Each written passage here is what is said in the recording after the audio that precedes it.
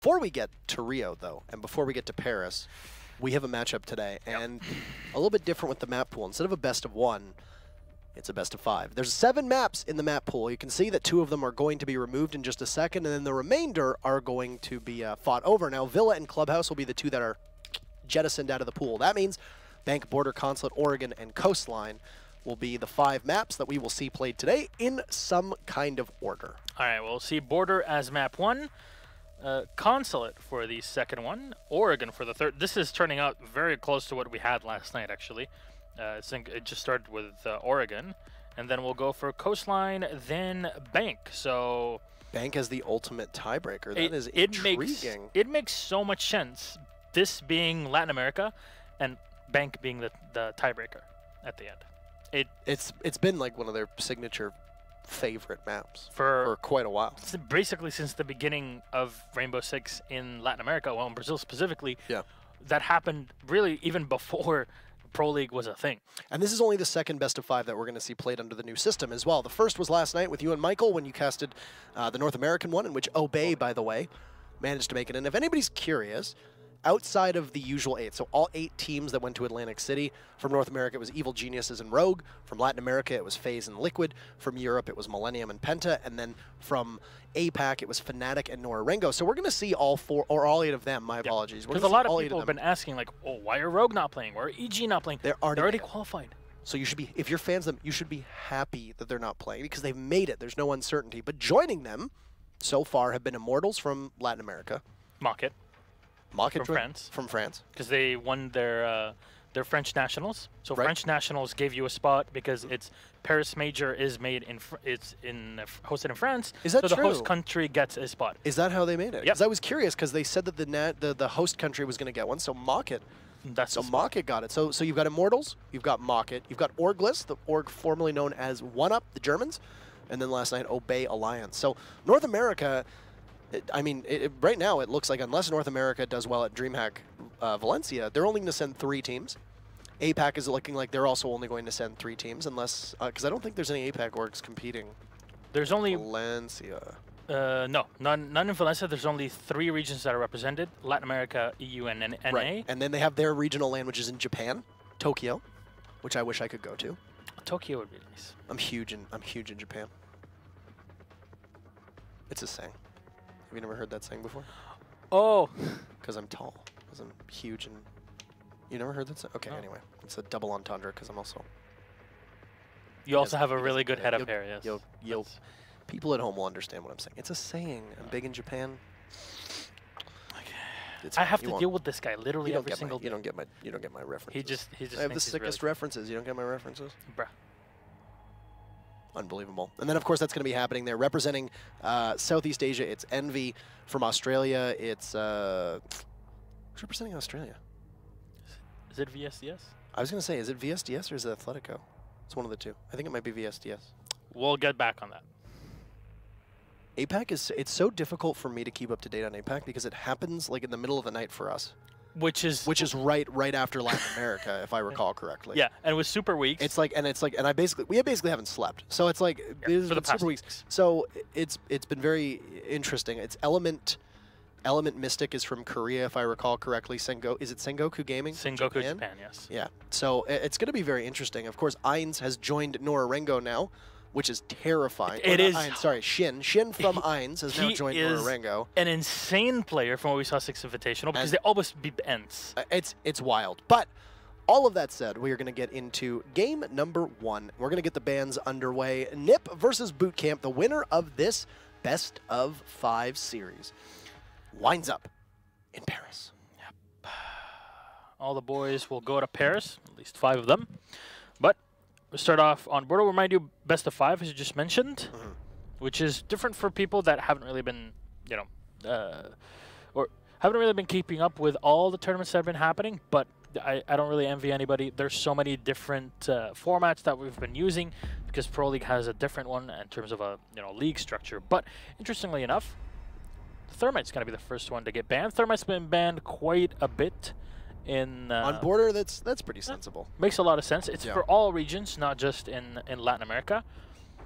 Lion, there depends on certain teams. Some teams like to ban the Lion to not deal with him. Some of them don't like dealing with the Glass because of the higher rate of fire, so they'll go for that ban second. And the Dokkaebi, that's the third one, where in combo with the Lion, they'll be able to clean up any of the defenders that are roaming. And we've seen Dokkaebi, you know, yesterday, and even with the Orgless match versus IDK, that she's been extremely strong at detecting where the setup is from the defense. Echo will get removed, and I'm expecting Mira for the last one, even though this week teams have been a bit flexible with the Mira bans. The one region that's really been taking Mira out of the fight is always Europe. Latin America and NA have banned her about half of the time, so it's, at least in these two regions, it's not always a certainty, which is actually, you know, quite good. If I recall correctly, you casted this match. Was it BootKamp versus Team 1 where they banned both of the hard breachers, and it was just absolutely wild. Yes. Alibi, excuse me. What? The first time I believe we have seen Madam Decoy get taken away from us. I see the... theoretically, I understand the ban.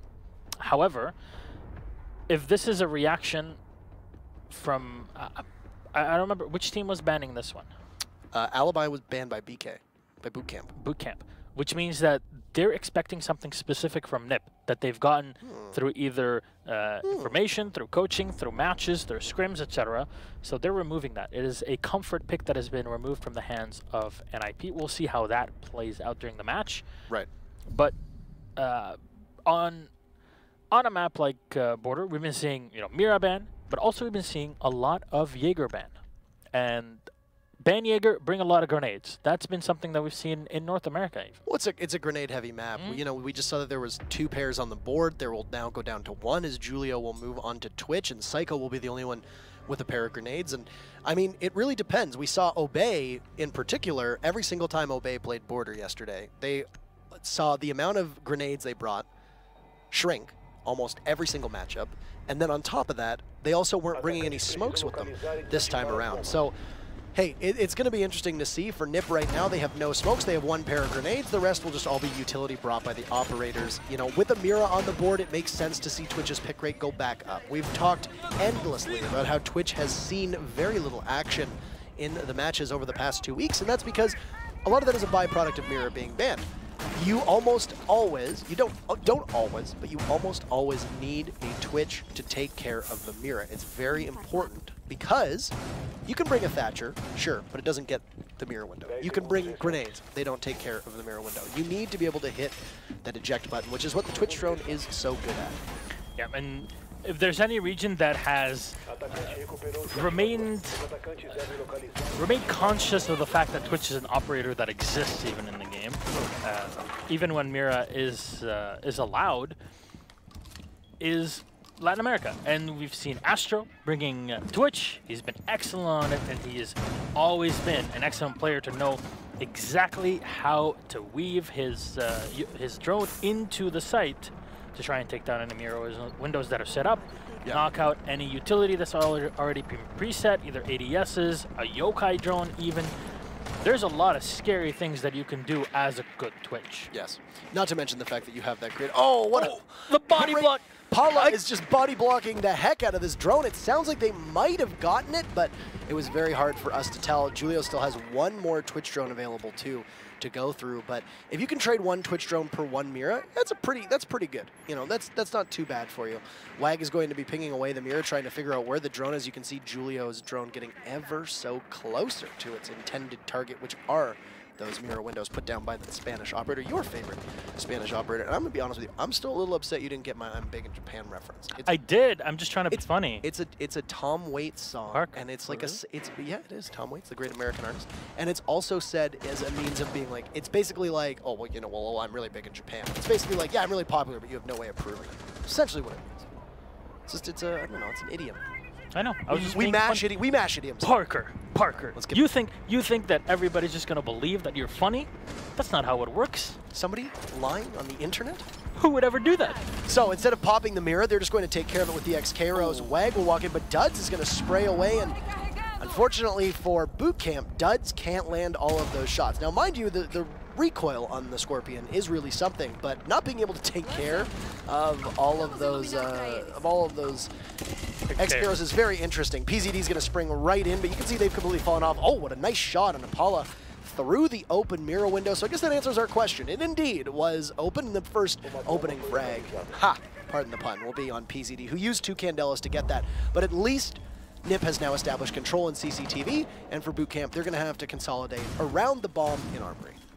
You know, unfortunately for the attackers here of NIP, they don't really have access to a Dokkaebi, because once you have control of CCTV, all you'd love to have is to roam around and get kills from the back, but there you go. Wag will get the kill on M-King, and that's C4 removed, so the Mira away. So the 1v1 fighting capabilities have just been reduced. The Psycho gets one more, they'll drop Leipzord Legion on the floor, and Intact is the last man alive, as they'll be able to pick up PZD at 50% health. Intact gets one, but he's Candela. There's still one that they can use, and an easy kill for Julio to clean up the round. NIP get the first one on the board. Yeah, that wasn't too difficult to push for NIP. A good start to the round. They're going to need to come out strong here, I think, because they need to make up ground not just in the game, but they're also going to need to make up ground in the standings. You know, they're a team that has performed admirably whenever we've seen them in international competition. You know, Yeah. they always perform very well when they're playing away from home. They always play well when they're actually playing on a LAN setting.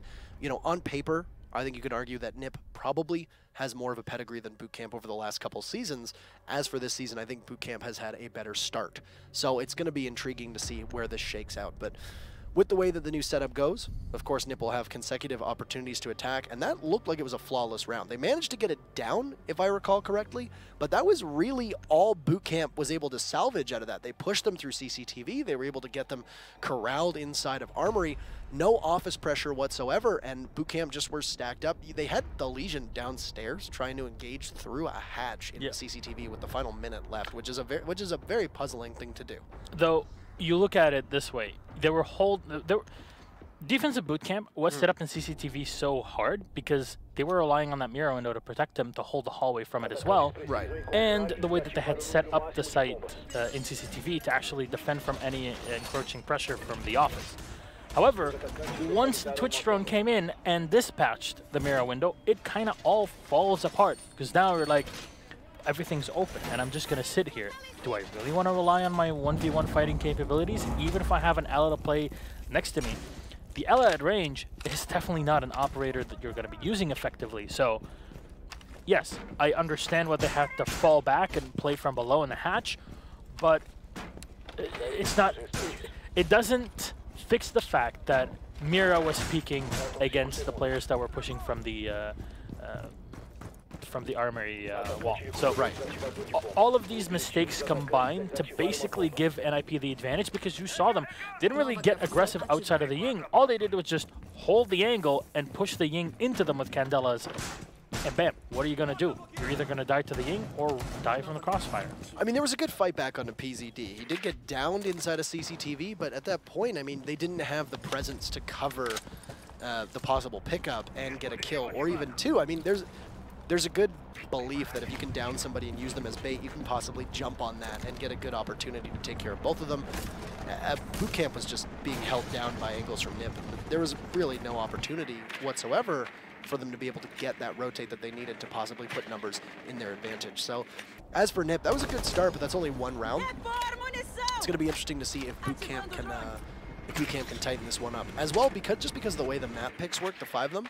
We don't have the information in front of us as to whether this is NIP's or BootKamp's map. Now, of course, a team like NIP, who has so much success on a wide variety of maps, would probably assume that they're going to be comfortable on all 5 of them. So, I mean, it could potentially be a wash. Canadian yesterday in the community cast was saying how many times would somebody pick a map and then end up still getting slammed on it. You know, it's not a given that you're going to do well on your own map choice, so no real use for us speculating. However, they're now BootKamp is now going to be downstairs, and they're going to lead things off with a C4 from Intact, taking out the Hibana, the sole hard breacher. That's an oof if I've ever seen one. They're going to use one Lion to push in, but Duds is there.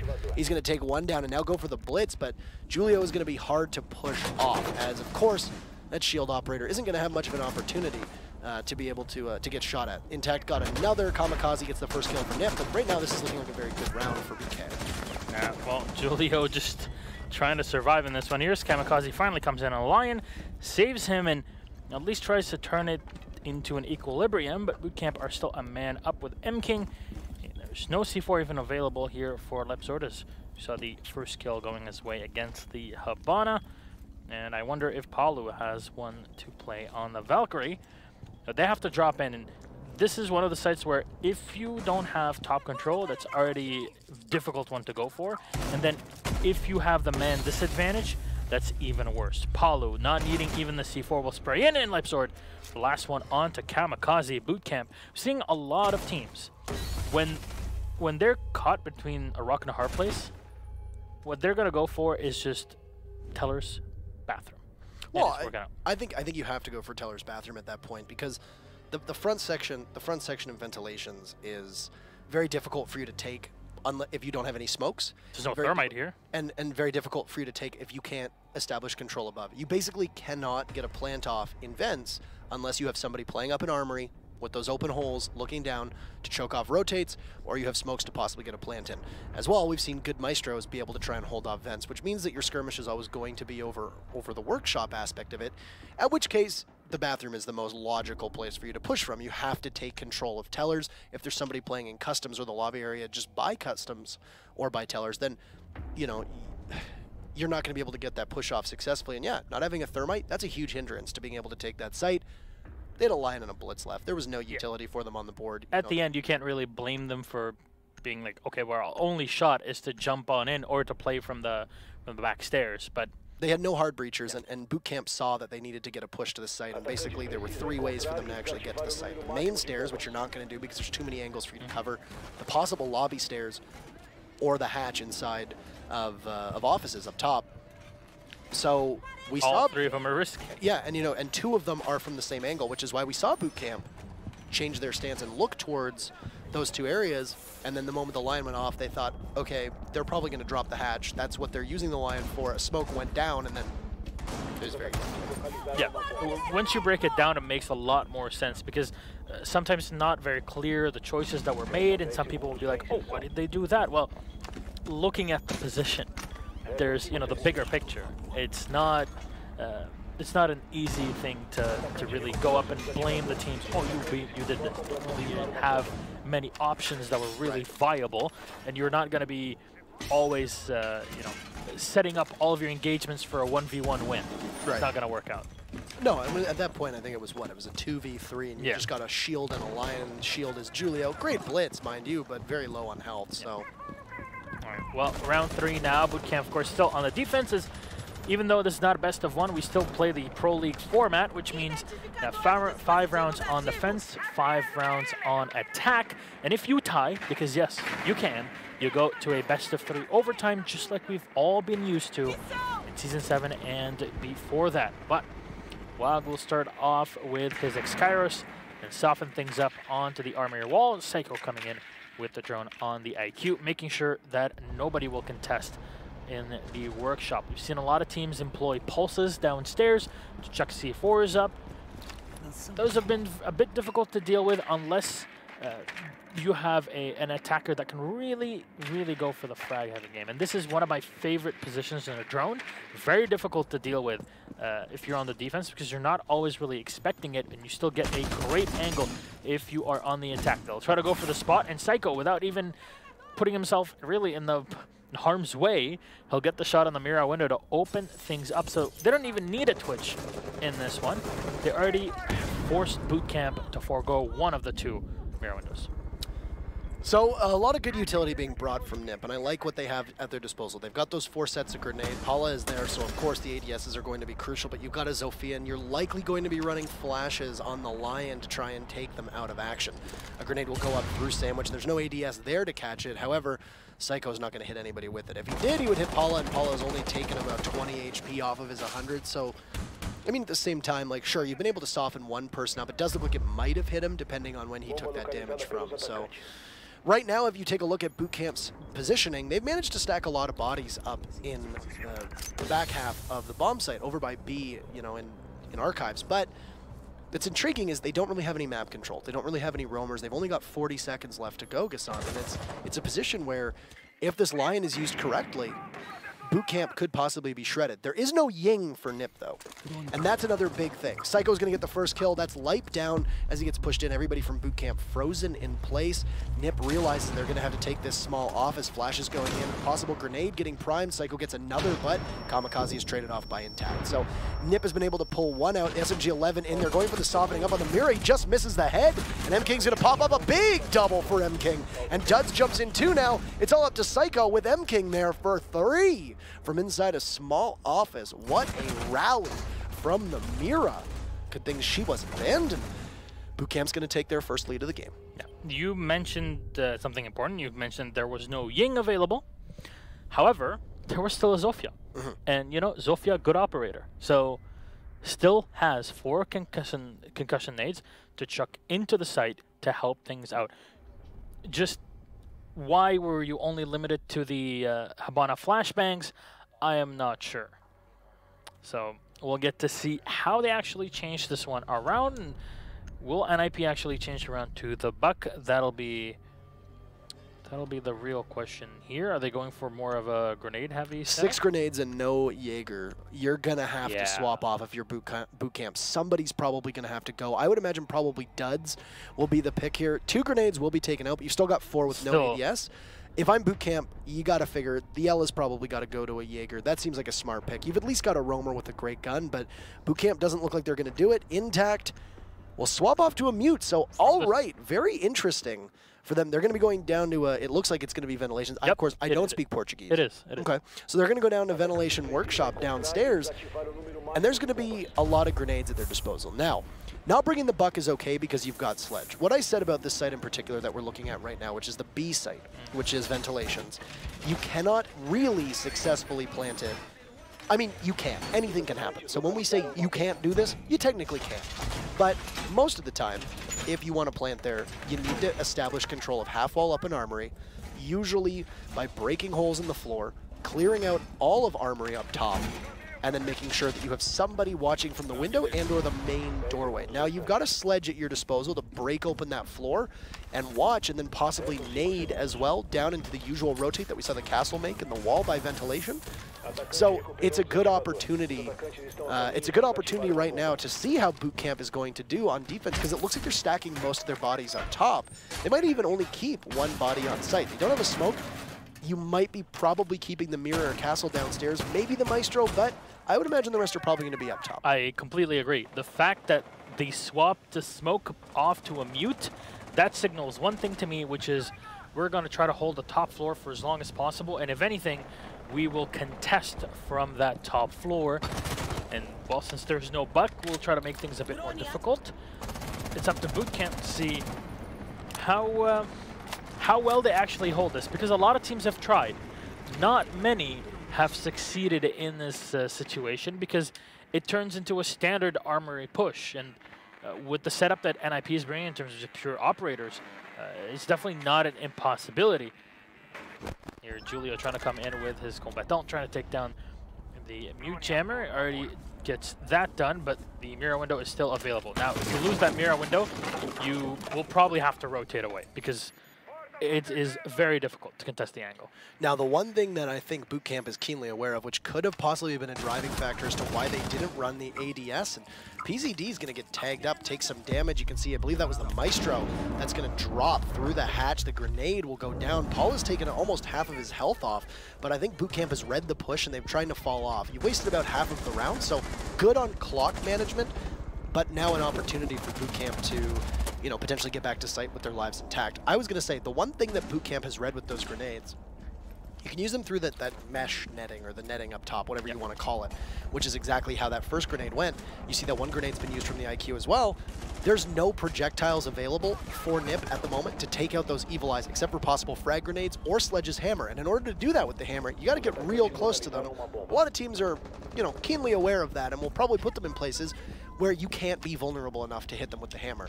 So they realize that they might not need the ADSs, but this could be a really shrewd move, assuming that NIP will try and save that utility to take out the evil eyes. We'll see if NIP has already droned the fact out. See if they know those normal rotation positions, and that's really what NIP have been looking for, but not a second too soon. quicker. 30 seconds left on the clock, and the second kill will go the way of the IQ. The Maestro Apollo, as you mentioned, has already taken damage, but MKing will sit on the site as Duds on the server for the rotation.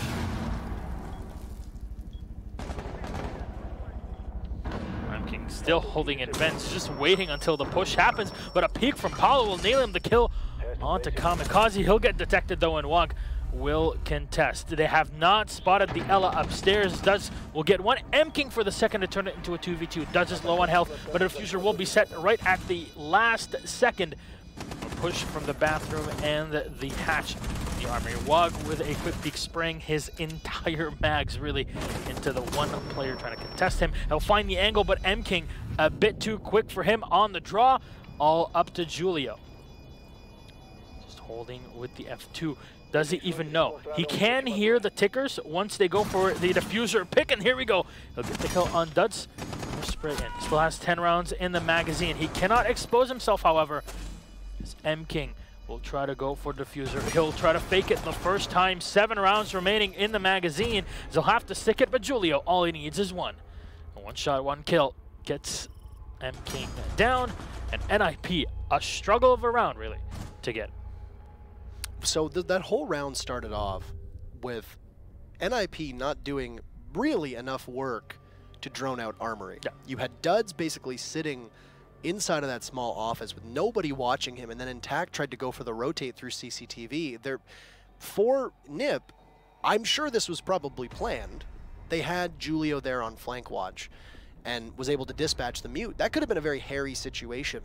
Could have gone south for them really fast if nobody was watching, because Intact was actually in a position where he could have managed to work his way through CCTV and scoop up a couple members of NIP that were playing inside of office. After that happened, Duds was able to fall off. NIP was running out of time, and instead of bothering to figure out where the anchors were playing, which at that moment were Duds and I believe MKing, who was playing as the castle, they just pushed the site and tried to outduel them. Wog was in a position where it's kind of indefensible that he missed all of his magazines on the Ela playing. That sticks to me that there could have been some comms going on in his ear, maybe a bit of shakiness, some nervousness in regards to where the push was coming from, because they'd gotten the diffuser down and Wog was trying to waste time. But at that point in the post plan, Wog's job is not just to waste time, he's to eliminate everybody that's left, along with Julio. That was a tough situation for BootKamp when they had Julio up top. Really, I just didn't see a scenario in where BootKamp were going to be able to take Julio out. The UMP through the floor is not a fully reliable weapon to be able to take somebody down. I mean, a headshot's still a headshot, fine. But still, lower rate of fire. Lower rate of fire. You're shooting blind, you know, and then you've got all those openings where you're incredibly vulnerable. That was a lockdown. Half of your shots minimum will hit into the railing, and it's you're also trying to do this while knowing that you're running out of time. Exactly. So you're trying to balance it all, realizing that, hey, the clock is still going. You're trying to thread the needle as they're literally just tapping on your shoulder all. Try to thread that needle while the needle is moving around, and that hole is getting smaller by the second. It's not really doable for them, and that for NIP was, I mean, it was a shaky round for NIP. It really shouldn't have gotten that close, I think. BootKamp have been doing a very good job at taking fights and winning them. Now, mind you, the first round that BootKamp won was really good, really tactical, the one that they won downstairs on vents. But interesting to me. What I like from NIP is that they changed things around and realized, you know, the Ying isn't banned. Let's put PZD on that, and let's try to play that again, just like we did before. Wait a minute here. Am I wrong on the math? Was it a different site? It was at Vent's second site? Because Teller's bathroom. Was it Teller's bathroom second? Okay, because that's me. What was that? That was okay. It seemed as if there was a bandit battery behind it when there's no bandit to be found. Yeah, that was confusing. Right. All right. So they're gonna go back down. It looks like they're back down in they're gonna take control of CCTV office. I guess they realize there's nobody in there, so instead of coming in from this side, It looks like there's going to be vents, and look at how aggressive they're going to get. And why? Because for some reason, Nip left a default cam still up. They will trade out Wog for duds. So you lose your Ella, okay, but you lost your Hibana. That is a big win for BootKamp in the first 90 seconds. And yeah, Nip, that information was given to BootKamp, was gifted to them. Yep. Because they didn't take out the default cam. You saw the mute of Intact making the call saying, all right, they're pushing, and both duds and Intact went for the kill, and they were rewarded by taking care of Wog. This is the thing, BootKamp have brought M-King on the castle. The only soft destruction technically has just been removed. No more grenades in the back pocket of NIP. And dealing with castle barricades with 46 seconds left on the clock is just not something that is easy to do. But Paulo will get taken down. I guess at this point, NIP might just turn on the Fragmobile because they're going to need it. And unfortunately, it's kind of a diesel at this point. Intact will get one. Kamikaze will be able to refrag, however, but there is 30 seconds left on the clock as the castle rotates in to hold the office. We've still got lots of utility possible if PZD has his Candelas at his disposal, and there might be one EE1D left for the Lion. I'm not entirely certain because we haven't been able to see where they're currently at with their equipment levels. But that is still a good opportunity. They are getting marked, and there's a Candela. The Ying will just sprint right in. Light will give his position away and lose the duel to PZD, and M-King will mark himself as he moves. Great amount of utility, good execution, plant going down. And unfortunately for BootKamp, M-King just cannot out-duel Kamikaze. The Lion will get the final kill, and Nip will take 3 of the 5 rounds starting on attack, and they'll move to defense. And I think that's pretty good because looking at these operator bans, I think this definitely hinders the attack. The fact that a Thermite and a Dokkaebi are taken out of action, to be able to walk away with 3 of those first 5 rounds, you're now going to be on defense. You've been very fortunate to do that without having to deal with the smoke and the disturbance that Dokkaebi's gadget brings. And of course, one of the most powerful operators on this site, on all sites on this map, which is Thermite. Yeah, and here's the thing. Yesterday, of course, Troy, Canadian, was on your stream talking about this, about, you know, like maps that are more heavy on the attack, more heavy on the defense. And I brought it up last night with Kix during the cast, and we ended up in the conversation saying there are maps that definitely have specific sites that favor one side or the other. However, absolutely, you cannot just clearly off of that distinguish attack or defense favored because of the operator bans. And if you can target specific operator bans, they'll make things a lot more difficult for attackers or defense. You mentioned the Thermite on border. Extremely strong operator no matter which site you go for. Banning that, yes, definitely give the advantage to the defense. And as you mentioned, 3 rounds for Nip as they go on the defense this time. They should theoretically have the advantage. I mean, we don't need to go too far back just to show that that makes perfect sense. And a good example as well could be the last EU Playday we just had. Both Vitality and Supremacy, as well as IDK and Orglis, competed on Oregon. Both of them did. In the Vitality Supremacy game, Ying and Hibana were banned on attack. On defense, it was Mira and Mute. Okay, so you ban Hibana, you also ban ban Mira. It's kind of a wash. Mute is not a necessity on Oregon. He's very strong, and this is something that we'll get back to when we talk about the IDK Orglis matchup. But Supremacy and Vitality, there were, there were 5. It was 5-3 with the defense doing very well. The defense being the real showcase. Look at IDK Oregon, or Orglis on Oregon. It was Ying and Thatcher who were banned. So Hibana was open, which gives a huge benefit to the attackers. While on Echo and Mira were banned, there was 1 defensive victory of 10 rounds. 9-1 for attack. And even then, I noted this on the broadcast, IDK's defensive win was literally given to them because Orglis's push was about 5 seconds too slow. Orglis should have been able to win that one, in which case it would have been 10 rounds for the attackers. So it really just comes down to what's banned, how do the teams play around the ban, what map it is, what the site rotation is too. And here's the thing, I don't think we have stats for this one, unfortunately, which is Finka. Finka is being brought in by BootKamp, and this is not something that you'll ever see outside of Latin America. Yes. It'll even get to the point where Latin America will ban Finka because they know that specific teams have strategies that are built all around it. And it's a scary thing to think about.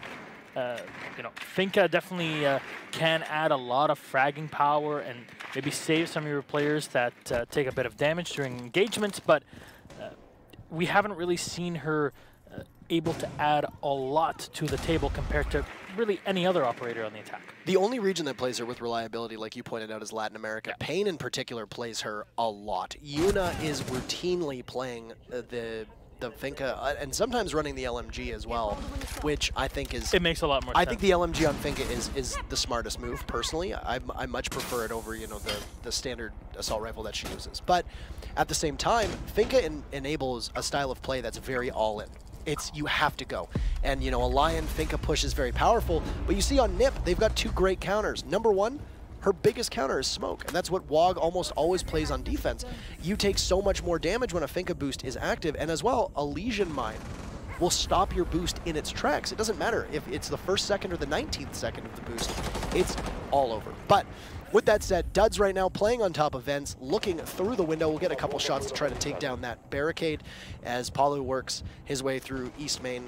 And there goes the first Finka boost. So there's still 2 adrenaline surges left for them if need be. Lots of fragging potential to go with that. You've got the C8 of the Buck, who some people will say that the recoil can be a bit unmanageable, but with a Finka boost becomes a bit easier. Then you've got Hibana and Ash, who with a Finka boost are particularly terrifying. I am a little surprised that we don't see a shield. Second adrenaline burst will go out from the Finka, as right now, BootKamp's all spread out. They haven't been able to get control of CCTV. They're still trying to struggle to get inside of Archives, but the first kill is going to go to Paula. He absolutely just sprays into Kamikaze, but Paula will be taken down and finished off by PZD. One Lion charge goes out. The Buck will push in. Julio manages to win that one and goes for a second. Gets it down onto Duds. So this Mira putting in great work. M-King in sight. He'll finish off Julio and be going for the plant. Life is still watching CCTV, and you can see right now PZD is in there, but WOG will finish off M-King, and that's Nip locking things down. This is what I said.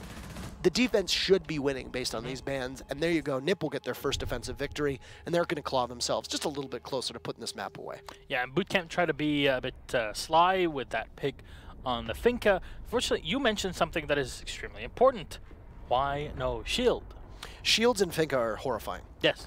I don't know BootKamp well enough, unfortunately, to know if there's anybody in that team who has a shield amongst their repertoire. You know, you look at Pain Gaming, they've got Yuna, who's been playing Finka, but can also play the shield. Julio, Mav on Phase, Sexy Cake on Liquid. These are the teams we know that run Blitz in particular really reliably. It's really the only region that we ever see Blitz run is Latin America. Now we've been seeing a lot of Montaigne in both EU and NNA, and obviously his job is to be an extended shield, so he's not always going to be that powerful with the Finka boost the same way a Blitz would be.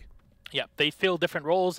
There's quite a few operators in the game where you compare the two, and on the outside you see, oh, they have a shield. Yeah, it's the same thing. Right. No, they fill completely different roles within your team, and you can't really play them the same way. And we've been seeing, you know, for example, this happened a couple days ago where it'll be a push into bank CCTV, and the attack will be running a blitz to try and go for a plant. Like, just bring the Monty. He's much better at that. Yes. He'll negate the C4 damage if it's thrown behind him because he has the shield on his back. Why do you not do that? Well, or you even bring the Montaigne to shield the planter. Exactly. Which sometimes team, even at the professional level, kind of makes some mistakes that really make you question the decision making. Well, I mean, there's the one thing for us that can be a little difficult, and we can get an appropriate amount of flack from teams for this. You know, I've obviously been critical of certain things I've seen, and then teams have said, well, you know, the actual strategy behind it is this. You know, and that's fine. There is strategy behind certain moves that we might look at it at face value and be like, this is very puzzling. But it could end up being a pretty decent strategy that we just don't know the full scope of, right? You know, a good example of that yesterday, Obey versus SK. SK, I think, very definitively won the operator ban phase. They banned, if I remember correctly, they banned like Smoke and I think Thermite. And we thought, okay, SK is a team that kind of runs cheesy strats. Yeah. They run shields, they run Dokkaebi, they run Glass, they run Lion, you know, they go all in. Very similar to Latin America style of plays, how they go, you know, feast or famine. And we thought, okay, well, this is great. You know, SK's in a position where we can see some really interesting things on how they push. We can see the Yings, we can see the Glasses, we can see the Dokkaebis, et cetera, et cetera, et cetera. And then SK proceeded to run completely standard lineups and try to take through server, knowing that there wasn't a Thermite. And I was really underwhelmed with what we saw. Obey was able to just slap them down every single time they tried to push. So it is a bit confusing, and I mean, we were critical of it, but then, you know, they turn around and they say, well, actually, the reason why we banned them was this, that, or the other thing. All right, cool. But our job is to analyze, and that's what we're going to do. Yeah, basically. Well, Leipzig has taken control of the CCTV offices. right now they're just spotting around where NIP are set. And you know what? PZD is going to give him a bit of a smile and hello. He'll get the first kill on the buck of all operators. The Mira's playing from downstairs, partner. This is definitely something that well, BootKamp might not be ready for, and you'll see the second kill come the way of the Jaeger. The buck is the first, the second is the Lion removed. It'll definitely make this attack a bit more complicated. As we say that, the Ash will come in and get the headshot on PZD to clean him up. Palu setting up for a push. You see the ADS is still in the archives. M-King has opened up the crossfire, and he'll try to shut down the rotations. Those were two pretty critical blows. You lose the Lion and the buck. Now the one thing is that the buck, other than losing the grenades and Julio with C4 on Paula, will mean that it's just a Zofia and Hibana left. I mean, mind you, you're still pretty comfortable. I don't know how many XKROS M-King has used at this point with 50 seconds to go. Probably should have exhausted all of them, but still has 2 bursts, actually. Interesting to know where he's going to try to prioritize that. You know, there could potentially be a Mira, but you've got 40 seconds left. You don't really have the luxury to get those 2 rounds of XKROS down to try and take care of some of the possible reinforcements that are down. A rotate from BootKamp will head to the main stairs. That's M-King and Light Blast together. I was going to say, losing the buck early, not terrible, because you still had the Ash and the Zofia. The Zofia does look like she's still got some gadgetry left in that lifeline, but not entirely sure how much. This is exactly what BootKamp is going to need to do. They're going to use about 5 of their last 20 seconds to open up a wall that is vaultable inside of bathroom. But look at that. Those bathroom walls are totally soft. Nip is either hoping for a bait or potentially a late push. Another smoke will choke out M-King, and both Leipzord and the Hibana will have to move in towards the doorway. Psycho will get one. Leip takes down Psycho, but no time left. Wag will finish things up. Even if the timer was out, Nip still getting credited with the kill. That's still a low impact frag technically for Wag, even though he locks the round down, and Nip is now on match point. 2 defensive wins, and that's exactly what should have happened. BootKamp shouldn't have been able to let Nip take that many rounds on attack. Yeah, it's we understand that it's a complicated thing to go through. You know, changing your entire mindset or how the match flows throughout it when you've been used to playing in a certain way for a couple of years at this point. Right. However, there is still a easy to understand logic behind the change and the way that you have to play with it.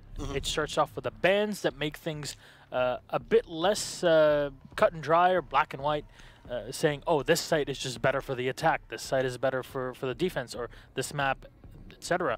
You just can deal with all of this by having the operator bans, and that's why you have to keep those in mind. Now, I'm not sure if the alibi ban was a targeted ban, but I don't really think it's having too much of an impact on NIP's play so far.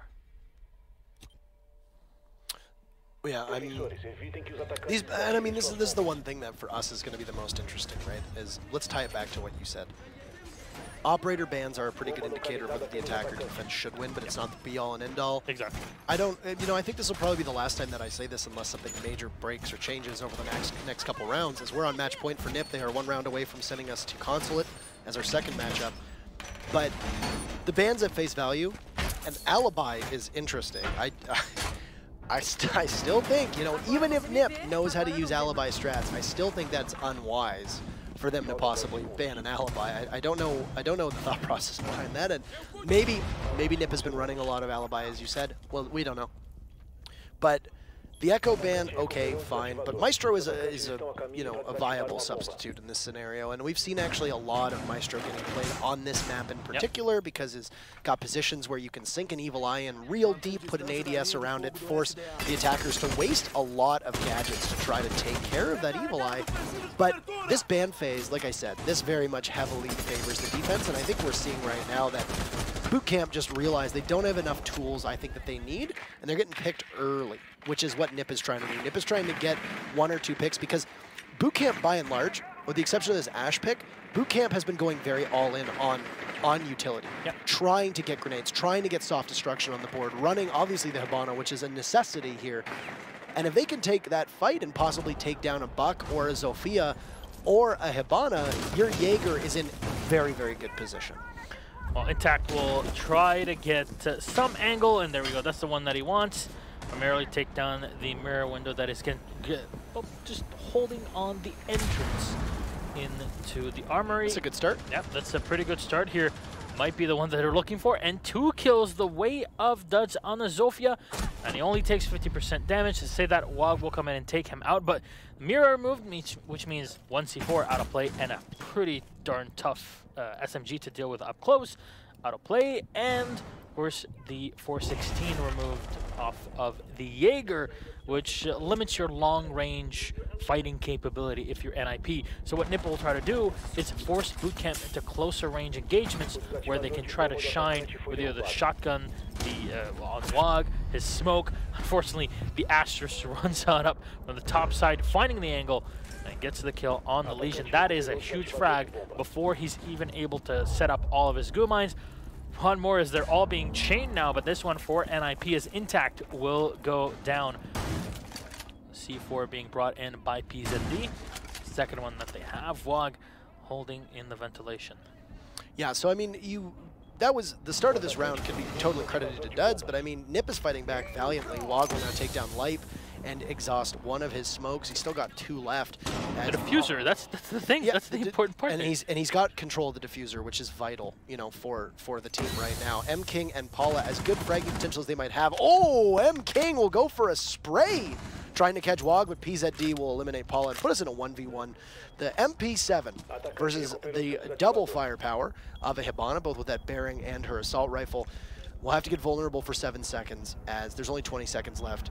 We'll have to go for a plant. But I think M King realizes that you can't really give it all with the bandit, but on a shot from PZD, M King is finished off, and that is NiP putting 3 on defense in a row.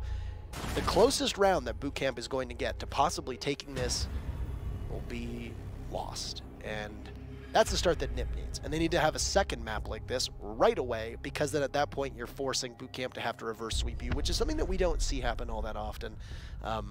Minus 6 invitational, but that was definitely minus the 6 invitational. But is BootKamp penta? That's, you know, no. BootKamp is no penta. No. So Ninjas in Pyjamas will take map number 1, setting us up for Consulate as map 2. Interestingly enough, like I said, those bans shook out as much as you needed. You know, 3 rounds on attack for NiP, but the rest was all for the defense. You know, the other 5, and good. That's where it should have been, looking at these bans, looking at the way that this played out. And we'll set out for Consulate. So BootKamp got beaten in the operator ban phase. How are they going to do on Consulate now? Because there's a couple operators that you can really look at. You know, Sledges run a lot by Ninjas in Pyjamas. Glasses run a lot by Ninjas in Pyjamas. Obviously on Consulate, a Thermite ban makes a ton of sense. I think Ying plus Blackbeard would be a perfect ban for a team that wants to play in the top floor and in the console chambers and projector, because once you have to deal with the Blackbeard, all he has to do really is to play on the balcony and hold the connector room, and that's it. And you'll oftentimes find him repositioning himself to fight even up to the bathroom if he has the angle for it. So the Ying facilitates it by just adding a bit more aggressive power to jump in. Right. I think those 2 operators being removed definitely gives the advantage to the defense if they play in the lobby or they play on the top floor in the Consulate chambers. Garage, not so much the case, because obviously if you ban the Thermite, then it'll make it a lot easier. You kind of have to choose. Do I 50-50 it and just make sure that Garage will be a bit easier for me, but then CEO, I don't really push it to the maximum potential, you know, winnable position? Got to be smart about it. And of course, it depends on which operator your opponent will ban. So I think depending on which team is banning first, the second team should be able to react to it ASAP and say, okay, they ban Blackbeard. Okay, either we ban the Thermite or we make sure that we can play the top 2 floors pretty much the entire game. The thing with NiP is that they've got such a flexible role. I don't know about BootKamp. Do BootKamp have a viable Blackbeard player? Because there's nobody in my head who jumps out at NiP that usually plays Blackbeard. So if there's a Blackbeard ban coming, it would probably be from NiP towards BootKamp. I don't see BootKamp probably using that.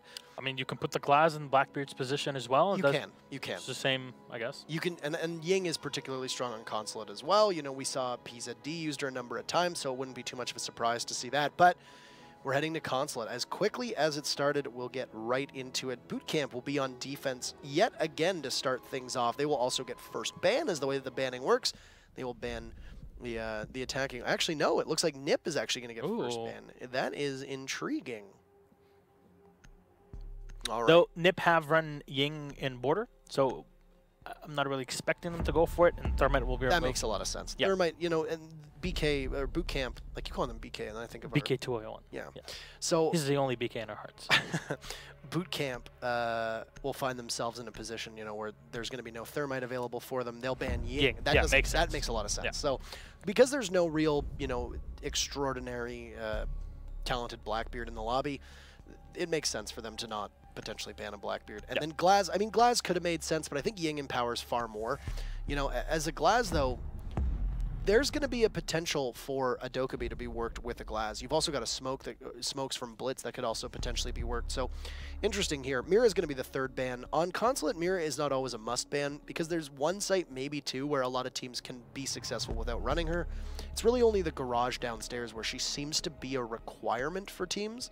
At least that's the way they perceive it, and Nip will ban an Echo for the second time in a row, which makes a lot of sense. They obviously don't want to deal with that, and you've known that Nip doesn't really run a Thatcher, Nip doesn't really run an IQ, so it makes a lot of sense to get rid of the Echo. I look at all of these 4 ops, I'm like, if you pick Garage, you have an advantage in terms of, you know, there's no Thermite, there's no Ying, so you shouldn't be too afraid of going for it. So actually, Nip is going to start on defense. That's why they were able to get the first ban. I was a little thrown off by the... Oh, there we go. They go Garage first. And they, well, of course, you got to go Makes sense. Garage first, right? I mean, you got the Thermite out of it. You need to try Yep. and bleed BootKamp dry and see exactly what can happen. M King is actually going to be running the Blackbeard, so this just can be a lack of familiarity with BootKamp as a team. Maybe he does reliably run Blackbeard, but that's something that we'll figure out over the next 5 rounds. As for this composition, I mean, you've got a lot of opportunity to attack. They see that there's a Blackbeard running a Pulse. Interesting here. Pulse you don't really see downstairs in the garage. We've seen teams actually do this, where they will pick a site, and they will pick operators that give you an illusion that it's another site, and then 6 pick off. We saw this yesterday on Border in particular.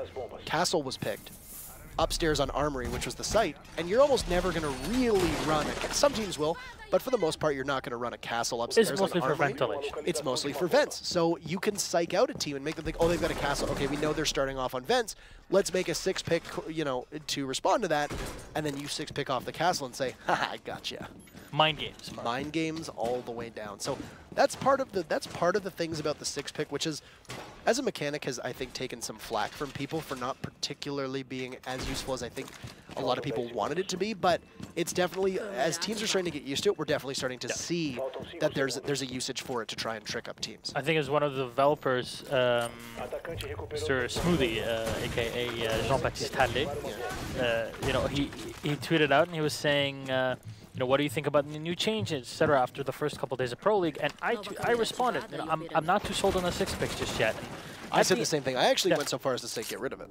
And I was very close to that, to agree with you. But once we got through the second week, teams started getting used to it, and we started to see the effectiveness of you know, playing the mind games to your advantage in the way that we were theorizing about it at the start of the season. So yes, I think we're starting very much to get deeper into the meta very early on in the season, I have to say. Teams have been outstanding so far. And I mean, if we can just take the next couple seconds before we start to actually get into the action here. You saw that there was the garage was actually already taken. There's no bandit and there's no, well, I mean, there is a mute, but they really didn't use it on that garage wall whatsoever. Two of the 3 bursts of the XKROs from Hibana were used to open up a small walkway into that garage if need be, as the rest of BootKamp reorganizes themselves. Teams had a lot to adjust to over the last couple weeks. You know, it's been a pretty exhausting learning curve. From what I've heard from the teams, it's been non-stop grinding to figure out 6 picks, site rotation, operator bans, etc., and work around that while in a potential best of 1, best of 3, or best of 5 series, depending on whether they're looking at DreamHack, whether they're looking at here, whether they're looking at the Paris Major, etc. So teams will slowly start to figure it out. We're fairly confident of that. You know, these are the best teams in the world. They're going to get to that point. But halfway through round number 1, and BootKamp have made some pretty good strides. They've taken down some of the barbed wire that was situated on yellow stairs so they can get a push down with greater ease. They've opened up part of the garage. You will hear a smoke go off. That's likely Log using it to try and stop a push, and he's going to get hit from above. As you can see, there's a buck up there. He's going to throw a Toxic Babe, actually threading that needle if we can use that phrase. Julia will get the first kill onto Life, take out the Dokkaebi before she can be super effective. Apollo will eliminate Wag, and then also get Buck back up. So Intact brought back from the dead. It's a big play for the Ashe.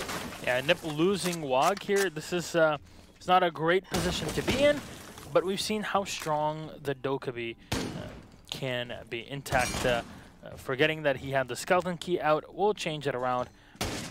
Just open up a bit more of the floorboards here to possibly ease his way into a second kill for BootKamp. As Duds waiting on the outside, playing the even though he's Habana, it's pretty much like having a Thermite at this point. Just sit around, wait until everybody's in position, and then you try to collapse on the site.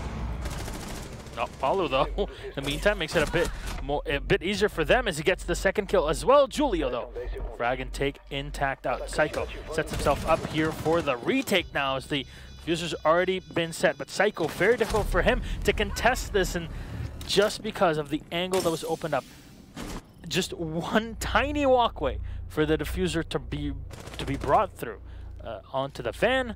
Well, you know what? That was more than enough. It prevents the Ela from having a clear angle on the outside of the garage. Has to deal with the Ashe. Unfortunately, R4C a lot easier to control at that distance. Plus the ACOG. That'll be the victory for BootKamp in round number 1. Even though we were saying the operator bans definitely favor the defense on garage. On garage, absolutely. Well, I would actually say that if you can get, so here's how I would break it down. All right.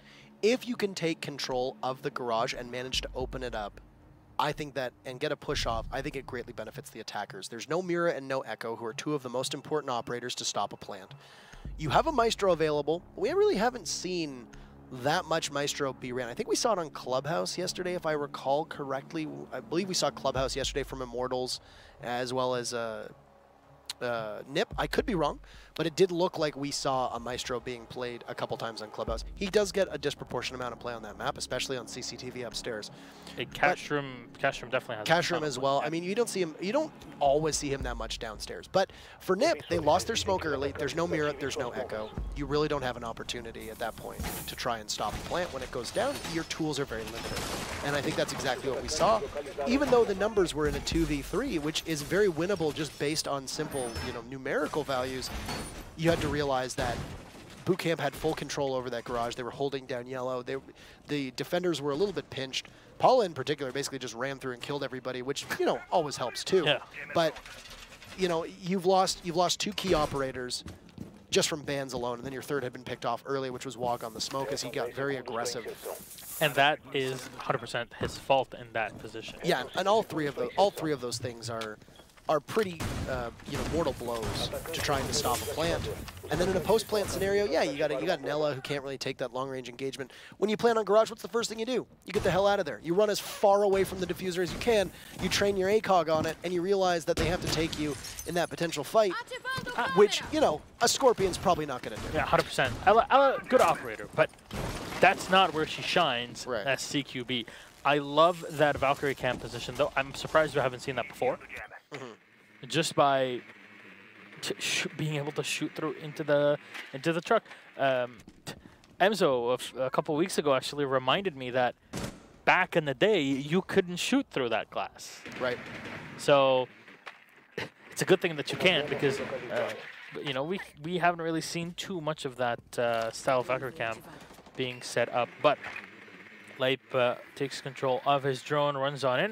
He's possibly spotted the goo mine that is set up as well for them on the top barbed wire, and he already listens out for the mute jammer. So he's expecting a player to be playing by the servers, and it will be somewhat correct here, as he should be able to get a spot very soon on the players that are at least holding off in the hallway. I would imagine that we're probably going to see another garage take from this team, especially with the Buck really in the fray. Buck is probably going to try to make Piano his den and then work away. As you can see, he's in the Aqua Chamber right now, right outside of the main lobby, trying to get the floor, and there's Duds all by himself. You said very similar to the way you'd see a potential Thermite being used. Nip, though, have learned from their mistakes, and that if you're going to run somebody to possibly try and take care of that garage, a Bandit or a Mute are applicable. They use their Mute Jammers in ways that, well, didn't really work on stopping that garage take.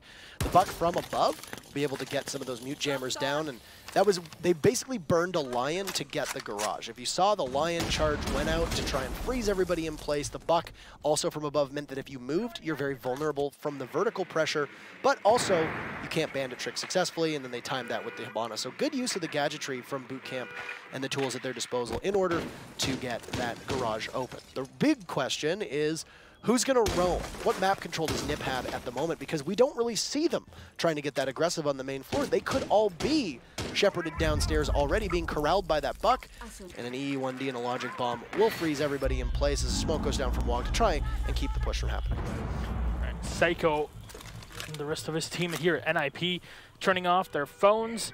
Make sure that Dokkaebi cannot spot them or ease the way of the attackers into the site, though. As we mentioned, the Dokkaebi still get the kill on Psycho, eliminating the bandit. It's not the end of the world with 15 seconds left on the clock, and the C4 will come out. Wog will get another one with the shotgun, but from above, the Buck will be able to get one. Julio will go for the refrag, but Intact just holding the yellow stairs all on his own here on the Buck. They will hear him as he shuffles through the barbed wire.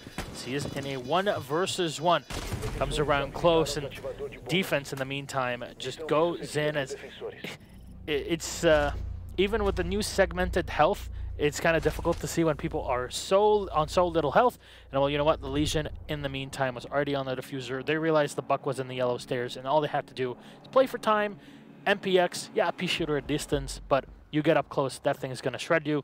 It's definitely afraid to be in that position. I wonder if the Buck had grenades to potentially use them there at the end. Not sure, but hindsight, probably always 20/20. But it was I want to be a bit honest here and say that was a really terrible spot to plant the diffuser. Yeah, way too far forward. Way too far forward. You couldn't see enough through the Hibana, opening in the garage. Those X-Karos, that opening in the reinforcement, you can't see the diffuser, to the best of my knowledge, from that angle. It's cut off by the wall to the right. It's also cut off from the van. Unless you establish control inside of that staff area, you can't see it from any other part of the map unless you're above, and in which case, you can't keep the Buck solely above, because then you need other bodies to make sure that you're not getting shot at, especially when, at that point, Nip can double up on you on numbers. So really confusing. That might have just been a simple act of desperation for BootKamp. Hard to tell if they scrambled to place the diffuser down, but a story for another day. They had a decent chunk of time there at the end. I mean, some people might listen to us and be like, oh, why are they being so critical? Well, first of all, it's kind of our job to do that. And number two, it is a mistake that when you look at it, you don't have a thermite. You don't have the luxury of a huge hole being opened from the exothermic charge. Use that to your advantage, just like you did in the first round. The big thing as well that you noticed in that round in particular was the amount of fights that Nip took through those two-way holes opened up onto the main floor and walked away with a victory from. Is not inexcusable, but you can't lose those fights that many times. I think there was 2 or 3 frags that Nip were able to get that solely came through Julio playing below, shooting up into the areas that were opened previously by the Buck or the Ash, or through the open hatch. So Nip winning their gunfights, which has been a story so far for this team, as they've had pretty pinpoint accuracy for the time being. They've tied things up. Still on defense, they're upstairs. Consulate, of course, a map where all 3 sites make a lot of sense, and let's take a moment to delve into what we're going to see out of the Alibi, because Kamikaze has now 6-picked or flexed onto the Alibi. BootKamp use that as a target ban on border. I'm very curious to see what Nip is going to try to do with that. Yeah, I was just going to mention it. Last round, that was a ban that was removed for BootKamp, and there always is some logic towards the bans that are happening. So I wonder how NIP are going to play it. Now, they are doing things in a much more roam aggressive style. Obviously, they're bringing the Vigil, they're bringing the Alibi.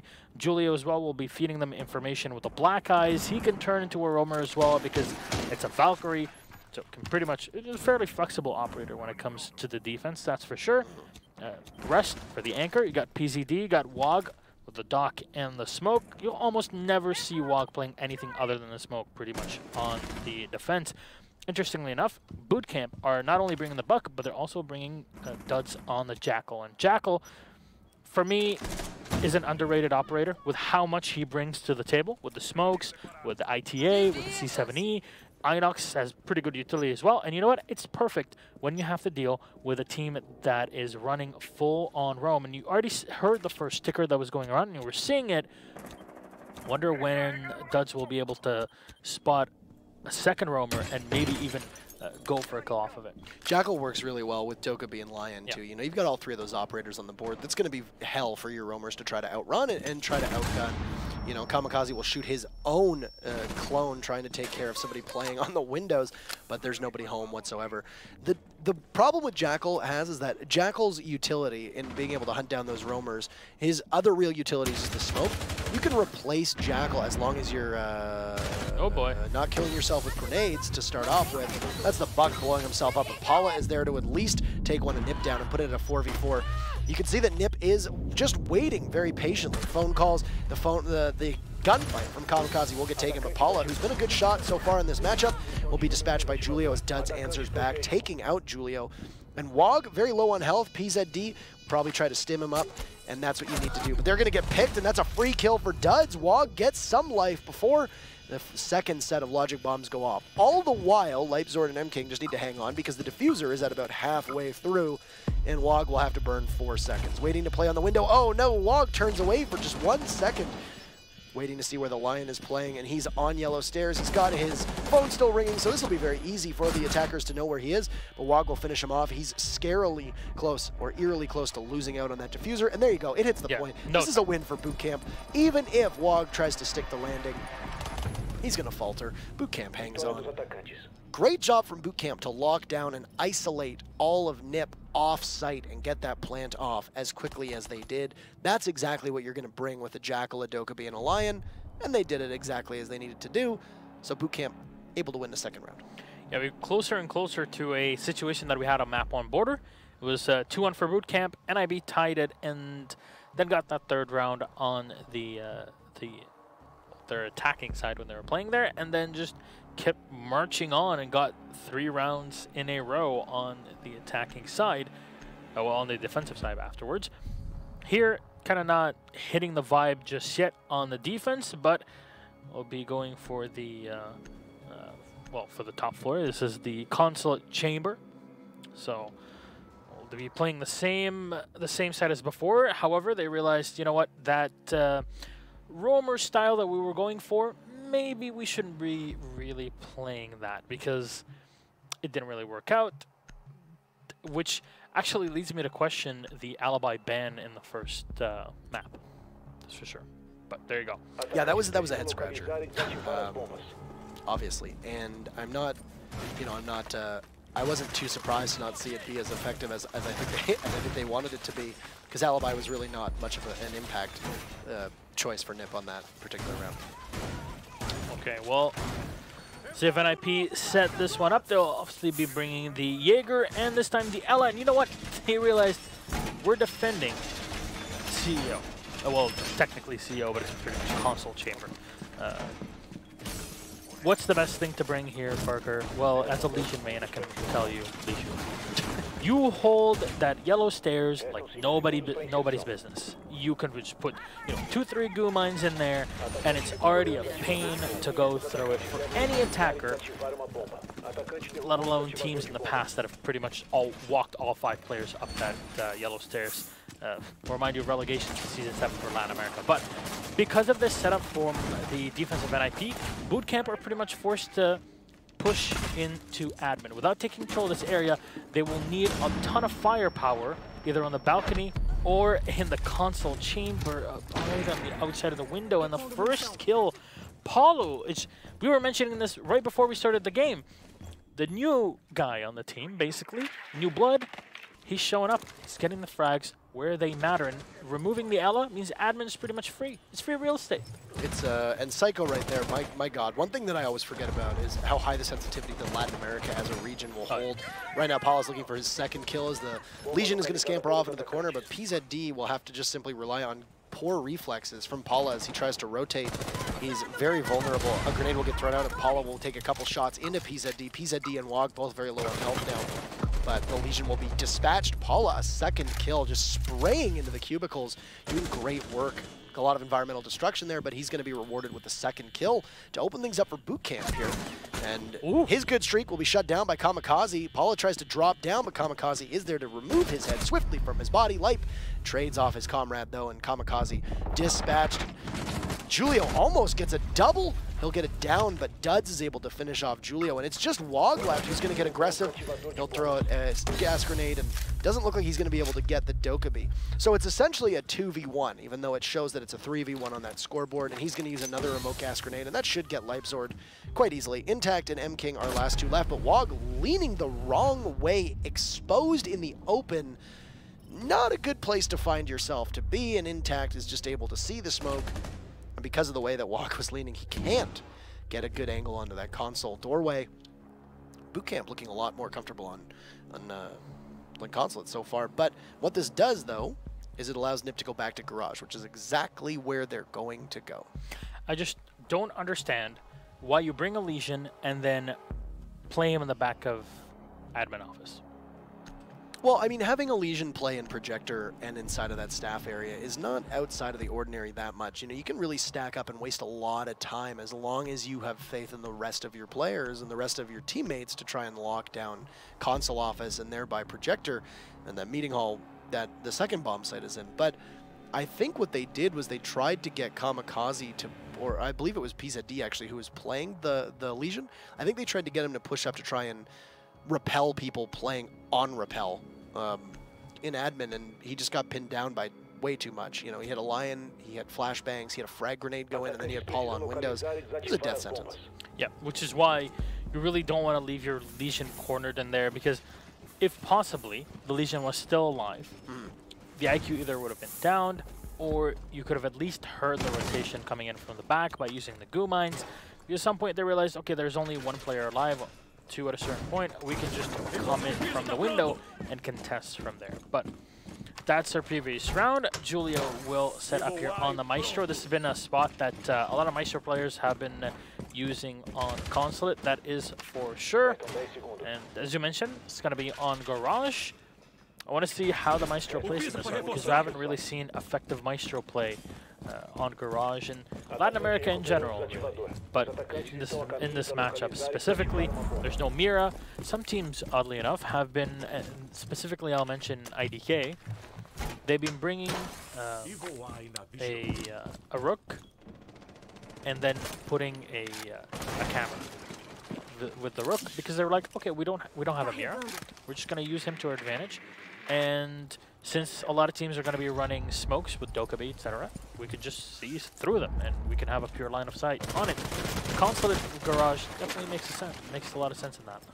Yeah, so Julio's been the one player on Nip who's been running Maestro a couple times on an odd variety of maps. Not as much as we've seen certainly out of other teams. And Nip has been an interesting team in that they've kind of just thrown out the conventional meta. They typically play their comfort pick operators.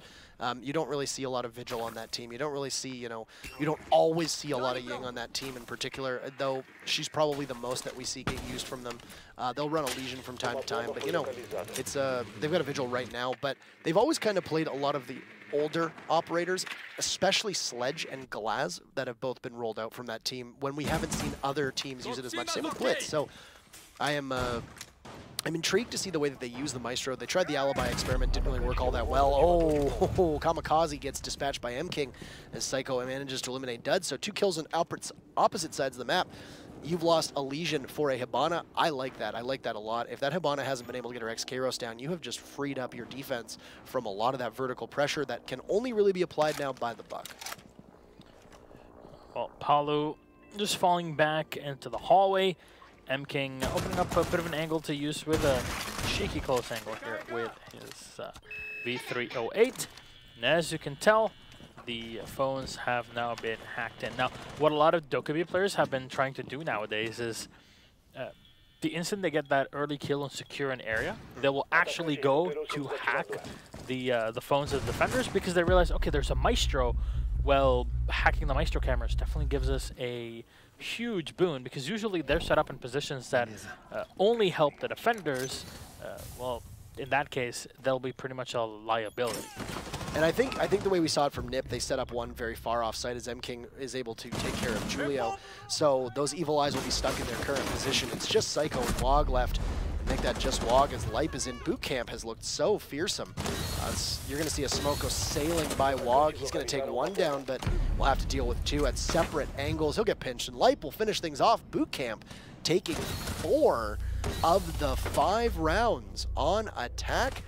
That's where it needs to be, and I think this Mira Echo ban really, really hurt Nip. We'll see how well they're able to do on attack, especially given the fact that they really need to win them all, because BootKamp only needs 2 of the next 5 to be able to put this one away. Now, interesting to note, there is, of course, overtime. Because it's not a best of 1, there is an overtime situation with 3 overtime rounds, so there's the possibility to go into extra innings, so to speak. It's not unlimited OT by any stretch of the imagination, but BootKamp doesn't have too difficult a path to be able to equalize at 1 apiece. Yep, and so far it definitely has been. I want to say the reverse of the previous matchup, but like BootKamp have been so assertive in their 4-1 rounds, and even the 1 round that NIP has on the board was not one that they got easily. So, got to be very careful here, because you mentioned that after NIP won the first map on border, is that they'll try to go for that second map whenever possible, because it'll give them a big morale advantage. Also, just keep that ball rolling. Make sure you have the momentum to keep going through it. But Palu on the alibi, so it seems like both teams have some idea of alibi plays. The Maestro will be brought up as well, so both of our Italian operators, both the GIS and the Carabinieri, will be brought in. We'll get to see how they play around with the Ela. So Ela alibi combo, a lot of roaming. Yeah, this is going to be an interesting setup for them, and how they're able to do this. You know, you've got potential for 2 playing deep on site. That's going to be your Echo and your my apologies, your Smoke and your Maestro. Got Echo on the brain now because he is of course banned, and then you're going to probably have your alibi and I would guess probably the Ela, not too far off site. That would be my guess. You know, just keeping your Legion around wherever need be. You can play, you can play Legion on site. You can play Legion off site. It really depends. It really comes down to how you want to use his utility. I know that you were a little bit, you know, nonplussed by the way that they used their Legion previously. Yeah. So it was a defense in the console chamber. I look at that and I say, you have a Legion, you can shut down half of the map just by one of the 3 stairs that are usable, and really one of the 2 stairs that are usable, because attackers won't really be going up spiral to push into the offices. Well, you can just shut it down by putting 3-4 goo mines up there, and then you can start setting up your defense in a different way, where you know that you're going to be pushed from admin, so you set up your first 2 goo mines by admin, and then the rest will be set up in other positions. You can be smart about it, and usually with a goo mine, it's you set it up as far away as possible first, and then the rest of it you're going to be playing more in and around the site. And it's not really the same roamer mentality that you have as with an Ela or an Alibi. And speaking of Ela, you can hear Scorpion going off in the background. You can also hear the SMG-11 getting a couple shots off.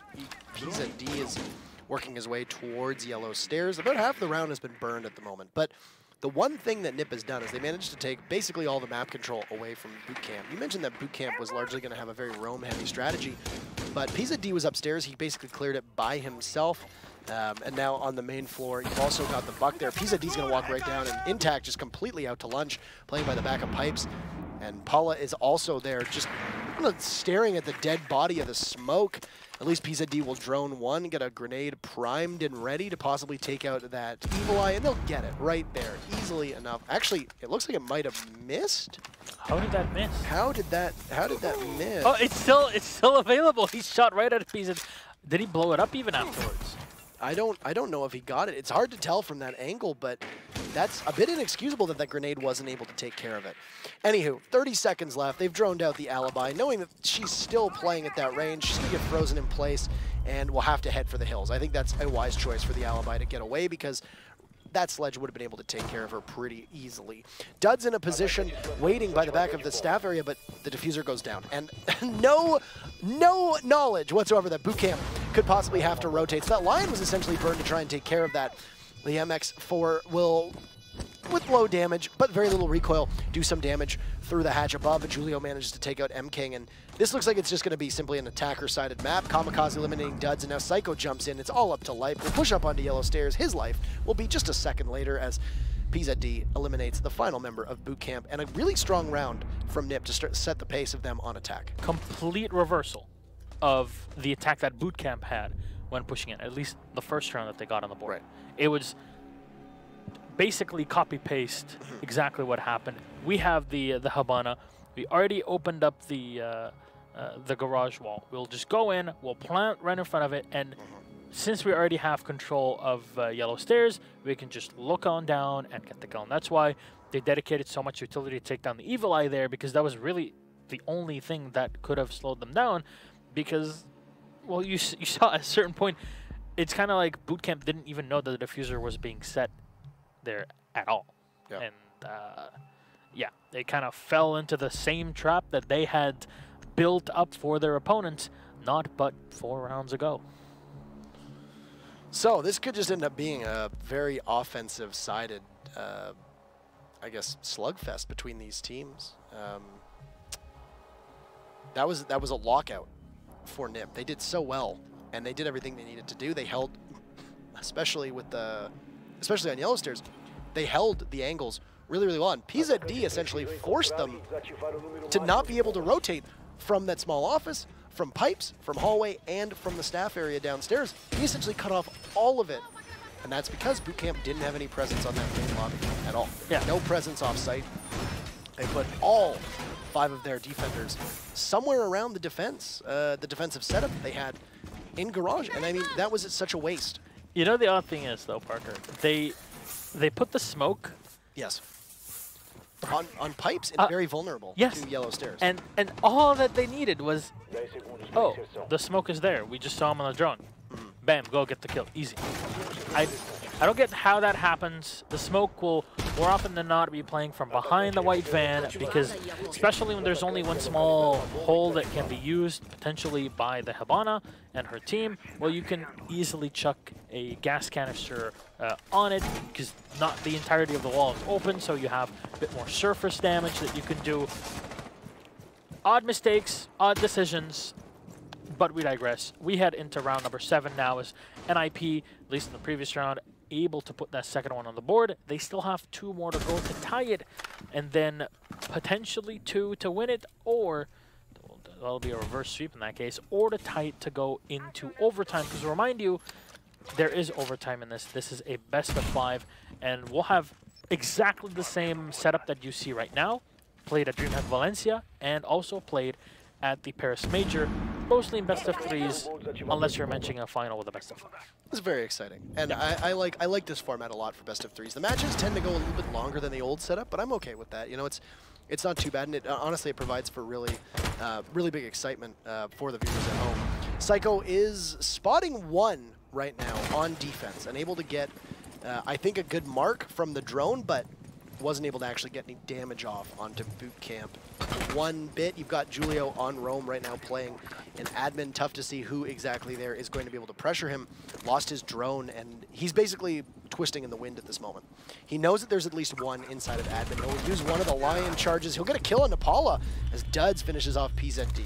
So the Sledge will be removed, but so will the Jaeger. That is a lot of usage out of PZD. He had a great round before that. They'll also take his grenades away, as both frags are used from Julio. So you're pretty safe at this exact moment from any possible frag grenades. Duds inside of admin still is going to be under fire. He'll get droned out, and Psycho as well as Julio will establish a nice crossfire, and it's Psycho inside of admin who will get the kill.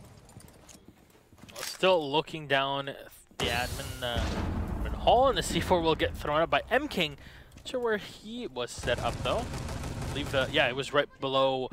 Playing on the servers, walked on up and was able to throw the C4 from the waiting room intact, shooting in and unable to get the kill, but he'll possibly get 2 out of this one. Swipes onto the second, and Wog will be taken out. Julio, last man alive in a very important round for BootKamp, the one that'll put them just a bit closer to the edge. Have to run through the smoke as Julio walks on out. He'll get the spot, but MKing is ready for him with the UMP. BootKamp will nail the round here for number 7. Now put the 5th one for themselves on the board, which means, Parker, all they need is one more round, and they'll tie it up 1-1. That'll guarantee us a map 4. Yeah, this is match. So match point or punto decisivo. I don't know. Decisive point. Decisive point. Decisivo. That was, you know, a decisivo. Desposito? Oh God, no. Desposito 2? Oh, actually, is that a song? Is that an actual song? Because I thought it was a meme. I've never even heard the first Desposito. So lies. It was everywhere.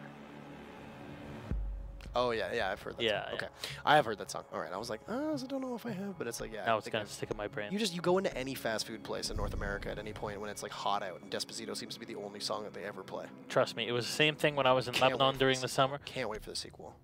You know, they always say that the sequel is worse than the first movie, and tell that to Star Wars. Empire Strikes Back.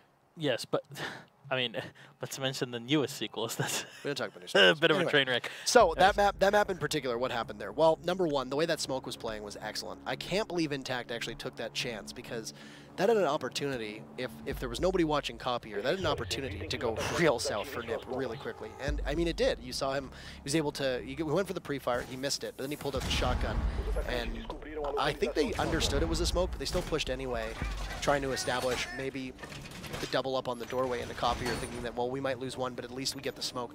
Still not really wise, because BootKamp made a concerted effort to put all their resources into holding admin. I think once they got that first kill onto the sledge, and then they lost the Jaeger, their thought process was, this is going to be, you know, this is going to be where we hold our ground. Yep. And it worked out. It worked out really well, and they really didn't risk too much to do it. You know, I think they were able to take out the Ella, if I recall correctly, from BootKamp. But then the smoke only had 3 more to go, and like I said, if there was nobody watching that flank inside a Copier, it could have gone, you know, that could have gotten really bad for Nip, a lot faster. Julio just really, you feel for him, because that buck unable to, you know, tear through 3. The C8 is great, but that first initial bobble on the shot can really be a pain in your rear, and I think that's what happened. In your behind, and that's what it looked like. Julio was able to get a lot of shots to the UMP, but I mean, the UMP was just right there. It's Intact early on was so much damage taken. They'll try to reset him here through the wall. There you go. Not sure where that came from. I think it was tagged by the... No, actually, no, because the glass is on the other side of the map. But regardless, a bit of an oddity. But Psycho is brought in, and he is a fairly proficient glass, to say the least. We've seen him in the past be very, very effective on the operator. Well, he is running the suppressor on it, which is an attachment I personally dislike using on the glass. Even seeing professional players, Necrox will be one that'll actually use that, but it reduces the damage, even the penetration damage, which is something you have to deal with. But NIP just flurry of kills here to leave it in a 4v2 duds, and MKing last 2 alive as Nip might be down. They are not out just yet. Prevent the C4 from taking out their teammates. PZD just running into the cubby. Gets the second kill with the SMG-11, and that is a sweet round for NIP as they're getting closer. They need to tie this up here 5-5, because that is the only way for them to get a point off of this map. It's going to overtime. I hope you enjoyed that round, because I didn't. It was so quick. I didn't even get to. I didn't get to say words. I didn't get to words that round. It's so fast. So fast, Gasson. So effective. Nip read that correctly. They saw that there was a very little, you know, presence that was playing on yellow. They were able to take care of that. They got the wall open. They, you know, and then they just asserted complete control. And, you know, BootKamp just folded like a wet paper bag. Yep. You know? Violence, speed. Violence, speed, and I believe momentum. Yes. And momentum is definitely in the hands of, you know, BootKamp. It was all those things. Yep. So NIP somehow stealing it away. Now, because of the 3-site rotation, they can go back to lobby, or they have to go down to garage. Now, last time that we saw Nip attack garage, it was swift and it was pretty painful for BootKamp, but I'm sure they're going to probably invest more resources in controlling yellow. Yellow has been a major thorn in the side. Controlling those yellow stairs has been a pretty big a pretty big problem for BootKamp. And as long as you don't have to fight on yellow stairs, BootKamp is actually doing quite well on defense, because admin is a problem for NiP, as yellow stairs is a problem for BootKamp. So the question here is going to be, can you make that change to strengthen your hold on yellow stairs? Because they're so close, they're tantalizingly close to taking this map away, sending us to Oregon all tied up. And yeah, you said you'd basically need almost a reverse sweep for NiP here. It's doable, but BootKamp is so close. Yeah, the thing that I like here change for BootKamp is bringing the mute. They can, obviously, one of the strongest positions in the game, really, for a mute is to set up his disruptor right below the yellow stairs, which means that you won't have a repeat of that first round on the attack for NIP, where they just drone in, got the info, and came in for a quick snap on the smoke. Yes. with Julio on the sledge. So you got to keep that in mind. You know, if you're not gonna, you don't want to overcommit on the yellow stairs. So you're not gonna bring both a Legion and the mute at the same time. But I think committing to two roamers for BootKamp might be their undoing if they can't rotate back onto the site, because a lot of players might be great roamers, but they don't know when to time their return on the site in case of an imminent attack. And that timing might be the thing that leaves them in a 2v5. Duds gets the first kill on the Psycho, and that's the Zofia down, but PZD is there to take out Paula. It's another trade as Duds will get his second before Julio finishes him off, and Julio walks right in and will dispatch Life too, leaving just Intact and M-King, who are very conveniently both on yellow stairs, which has been the Achilles heel of this team. They're going to work their way up and completely abandon the site. There's nobody downstairs whatsoever. This could potentially be disastrous. They'll light up Julio a little bit. Intact has decided not to join his fellow SAS colleague, I suppose, and we'll head back down. So you've got the smoke on site, but once again, he will also head towards yellow stairs. M-King will now join him, and they'll work their way back down. So I think they were trying to go for a pick, and now they'll head back down to the safety of that site. And they didn't get anything out of it. I think they did a little bit of damage to Julio, but that's about it. And they realized there's a lot of time to be played here for NIP. They have over a minute on the clock. Got a ton of time to set up, use the skeleton key to potentially get a pick or a bit of damage done to the BootKamp players, as they have to set themselves up in positions to contest the yellow stairs. One of them is Van. Well, you know what you can do if that was a fantastic reload. That was like a shotgun reload on Skyris. She cocked the whole launcher. So just the whole thing, you know. But no, you're absolutely right. And you're in a position right now where BootKamp, this is very winnable for BootKamp, actually. As long as they can hold yellow stairs and make sure that nobody's coming from Visa stairs, this could possibly be a lockout for them. And your big focus is going to be Intact, who with 20 seconds left still has those smoke grenades doubling up, but no. Yikes, that was so winnable. But NiP just basically charges in two bodies as they will give their position away. You've seen teams actually do this a couple times. They will deliberately give their position away by shooting a Prisma to work as a bait. It was very similar to the old way Jackal's tracking ability worked, was that it took so long between pings that you could actually sit in the same spot and they'd think that you were long gone and push up and you'd know exactly where Jackal was coming from. So that was a yikes, a jinkies. Whatchamacallit? Yeah, that was a Jinkies Scoob, I believe they say from Scoob. Ruh-roh. Yeah, ruh-roh. So NiP is now in a position where they could throw this to overtime, and we could have essentially, you know, mirrored rounds. So the second round was won on defense for both of the defenders. NiP lost rounds 1, 3, 4, and 5, and on defense for BootKamp, they've lost rounds 1, 3, and 4. Will it be a fifth? This Capcan, I'm assuming, is probably going to be a bait. Now, mind you, it might not be, and the reason why I say that, it actually won't it's be. Consulate Chamber. It makes Capcan is a good operator for Consulate Chamber. I would still personally prefer Legion, but that's because I'm kind of biased towards him. But I want to see how they play the Pulse, because that is a bit of the you know, the trump card that they can use in this one. They can either play from below or play him if they completely reinforce the cubby by the hatch. Then you can play him right behind there and at least be safe in knowing that the only way to really be contested is by somebody pushing into you, or potentially some lucky grenades that are thrown in from Skylight, but Paolo is bringing the Jaeger, so he kind of works with it. The reason why we're seeing the Kapkan over the Legion is because of all the rounds where Nip has been on attack, including the one they lost, they have been very fast rounds. Nip is basically just sprinting right in, taking control. The slowest round was the first round, if you recall. So why do you bring a Kapkan over a potential Legion? Well, Legion is great if you have the opportunity to make it to the end of the round, which is far from certain, and in fact is probably unlikely given the way that Nip has been playing. Look at Nip's lineup. They don't have a Thatcher, they don't have a Twitch, they don't have an IQ, so unless they're just doing great drone work, communicating well, and shooting out the traps, there's a likelihood, however small it may be, that they could fall victim to a trap or two. Now, mind you, they do 50 damage-ish, depending on whether you're a 3 armor, depending on whether you're a 1 armor.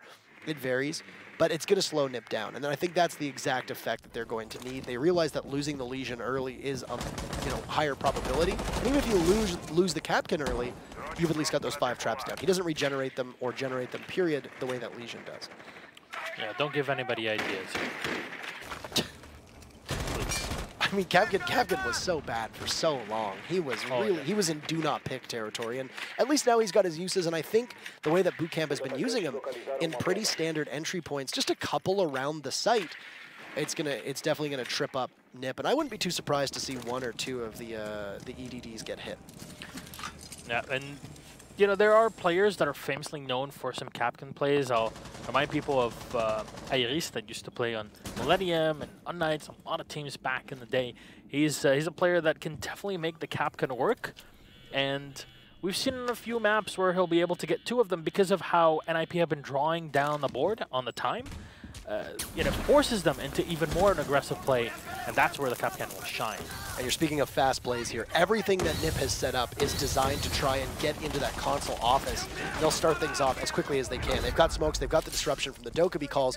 PZD is rewarded with 1 kill. He'll push up to yellow stairs, and then an EE1D will show the Jaeger exactly where he is. Now, he does have the comfort of that reinforced wall. PZD will take up his second as M-King dispatches Kamikaze. You've lost the smoke and the Ella on defense, but Diffuser goes down, and Nip right now in excellent position to throw us into overtime. PZD will pick up his 3rd kill. He's only got a pair more until he's got every single one. M-King will run out just by the bench, but there's nobody outside for him to see. Light situated, will have to go for a retake. He's the only one up top. He's looking to see. Here's one on Repel by the balcony, but PZD will pick up 4. That's a 4K at minimum. Can he finish them all? It's Light right now who will push up from main desk. Will the ACOG of the sledge be trained towards that long desk? Light will now look towards the diffuser. He'll see the console office windows. He'll get shot at, but Wag is there to get the final kill, and overtime is awaiting us as Nip answers back. So we have mirrored rounds. The defense will take the 2nd round on both Nip and BootKamp's positioning, but we're going to OT. BootKamp will defend twice. And seeing as how they defended, I definitely think that they're in kind of a disadvantage in this one here, because it's just, it has to do with the way that you're, picking first of all, and the pick of the game, etc. NIP won't really be changing much, as they'll be going for more of the aggressive plays. Now, which site are they expecting? That'll really change things up. I think the Capitao pick in the previous round was definitely warranted. They ended up using him perfectly to shut down anybody that's sitting in the connector room, and then just open fire through there. The second part that they needed was the yellow stairs, and at least if you have somebody in there, you can contest, you can deny, and then protect the player that's playing on the playing on the wall. The Kapkan pick for BootKamp was good theory crafting, but didn't really work at all in practice. It was good in theory, didn't work in practice. Essentially, you wanted to try to slow them down because they thought they were going to try to enter from the main floor, either try to go through yellow or try to go through Visa and then work their way up. But as I've said many, many times, yellow stairs has been the Achilles heel. So what ends up happening here? Well, they decide to ignore it altogether. They line up on the windows. They take control of the window on yellow. They take control of the windows in front of the console office. They hit the Dokkaebi calls. They hit the Lion. They throw out the asphyxiating bolts to pin down the 2 defenders that were playing in and around that connector and into B site.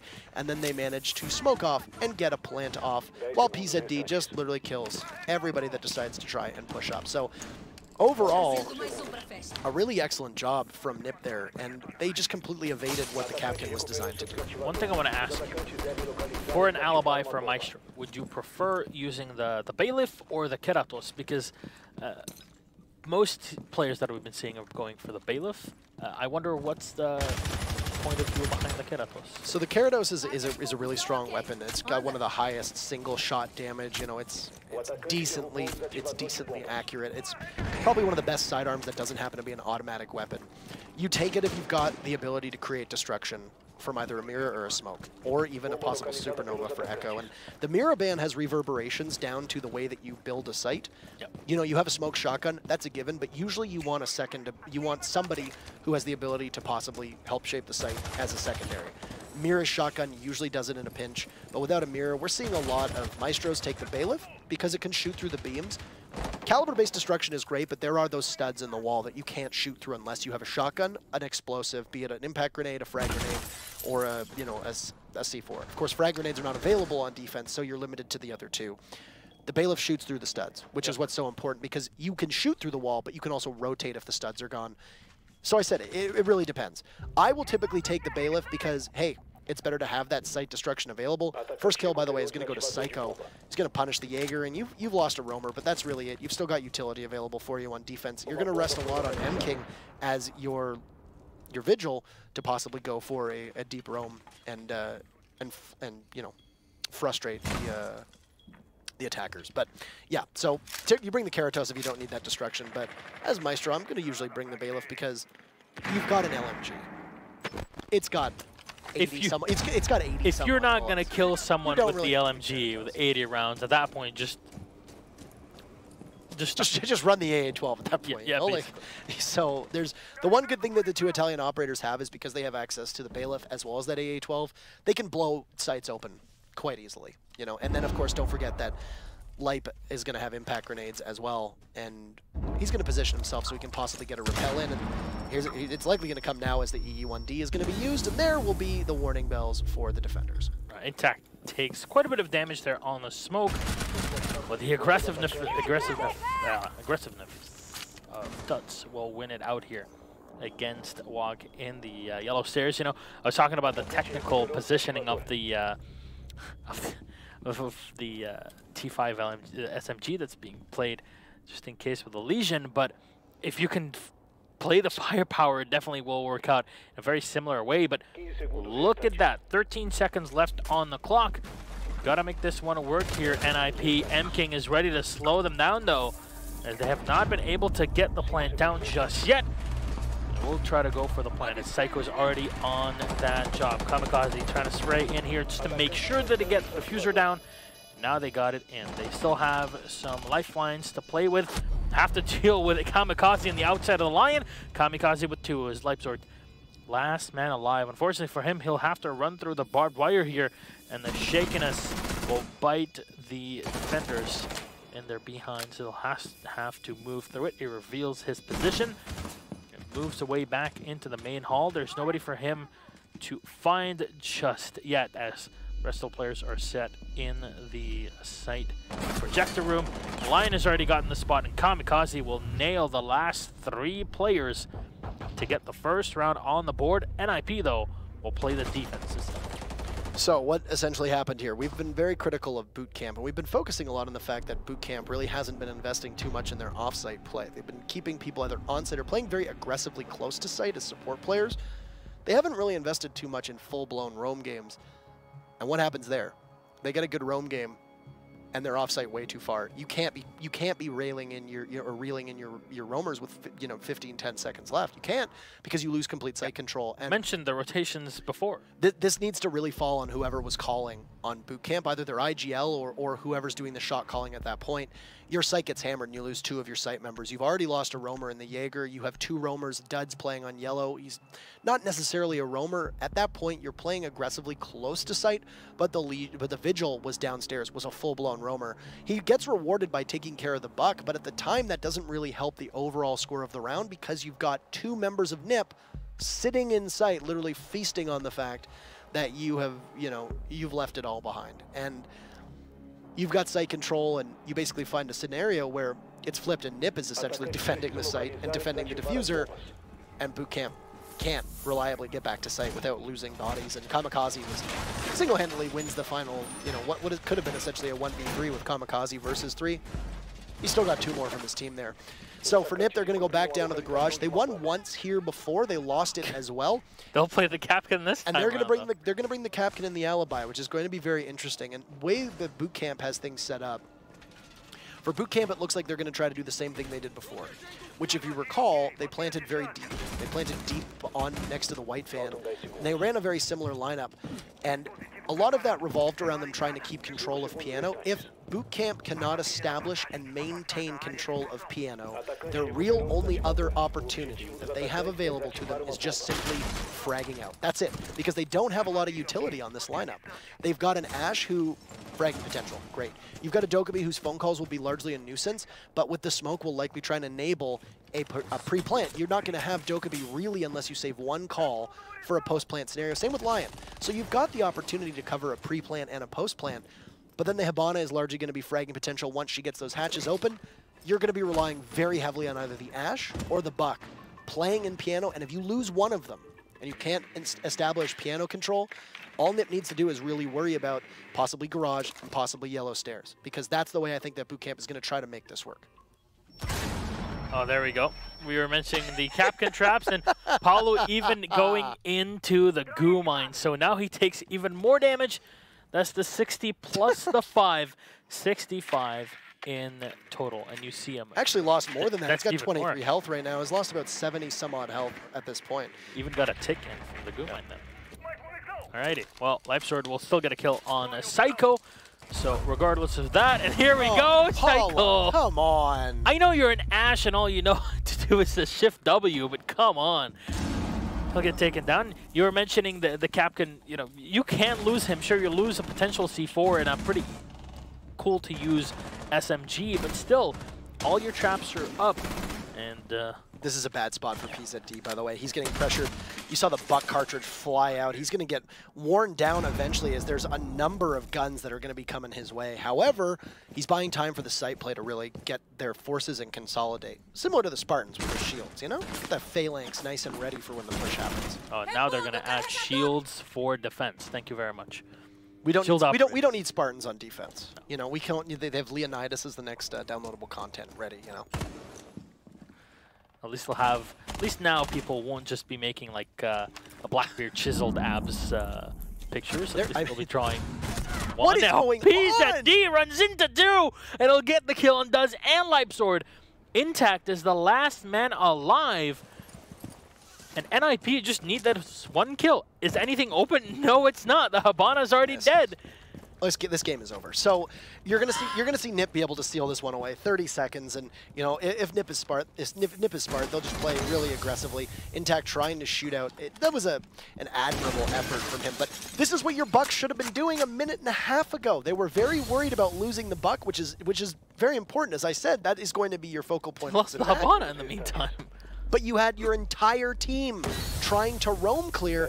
Intact will soldier on, but that is just a formality as WOG manages to clean up kill that will send his team to, I suppose, qualifier point, as they are now up 2 maps.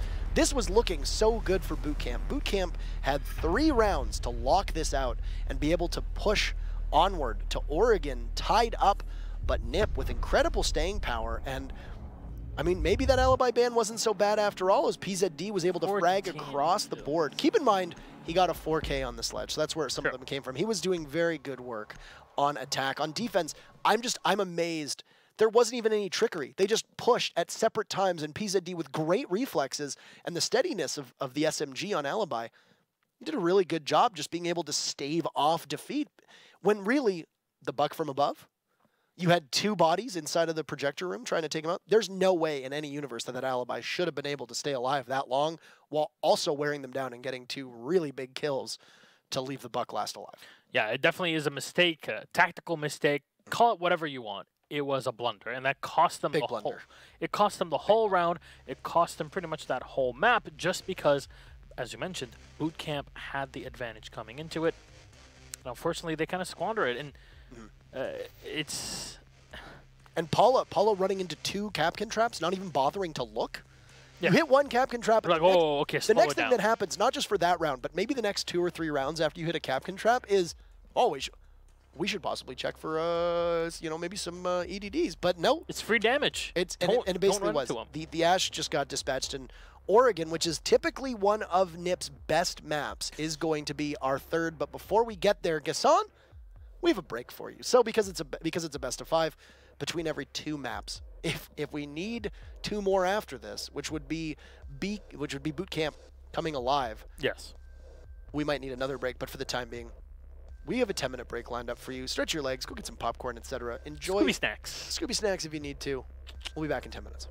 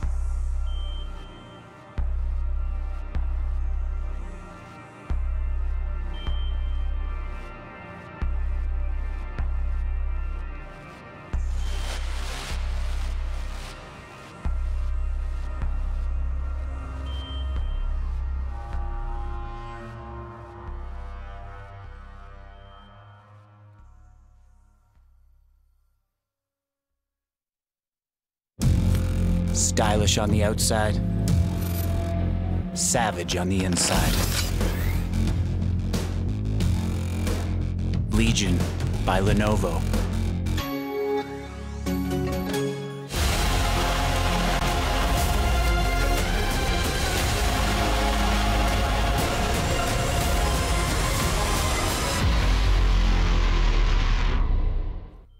Welcome back, everybody, to what is going to be our third map of the Latin America Paris Major Qualifiers. And we're in the lower bracket. It's Ninjas in Pyjamas, who are over here. And then we have Sverige represent. a BootKamp Gaming. And so far, BootKamp had an excellent opportunity to close that map out. Couldn't do it. Nip is up 2-0. Yeah.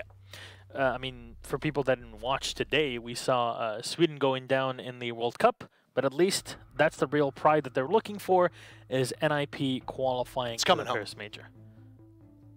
Yeah, IDK, maybe. It's coming home. We all know that Belgium's going to win anyways.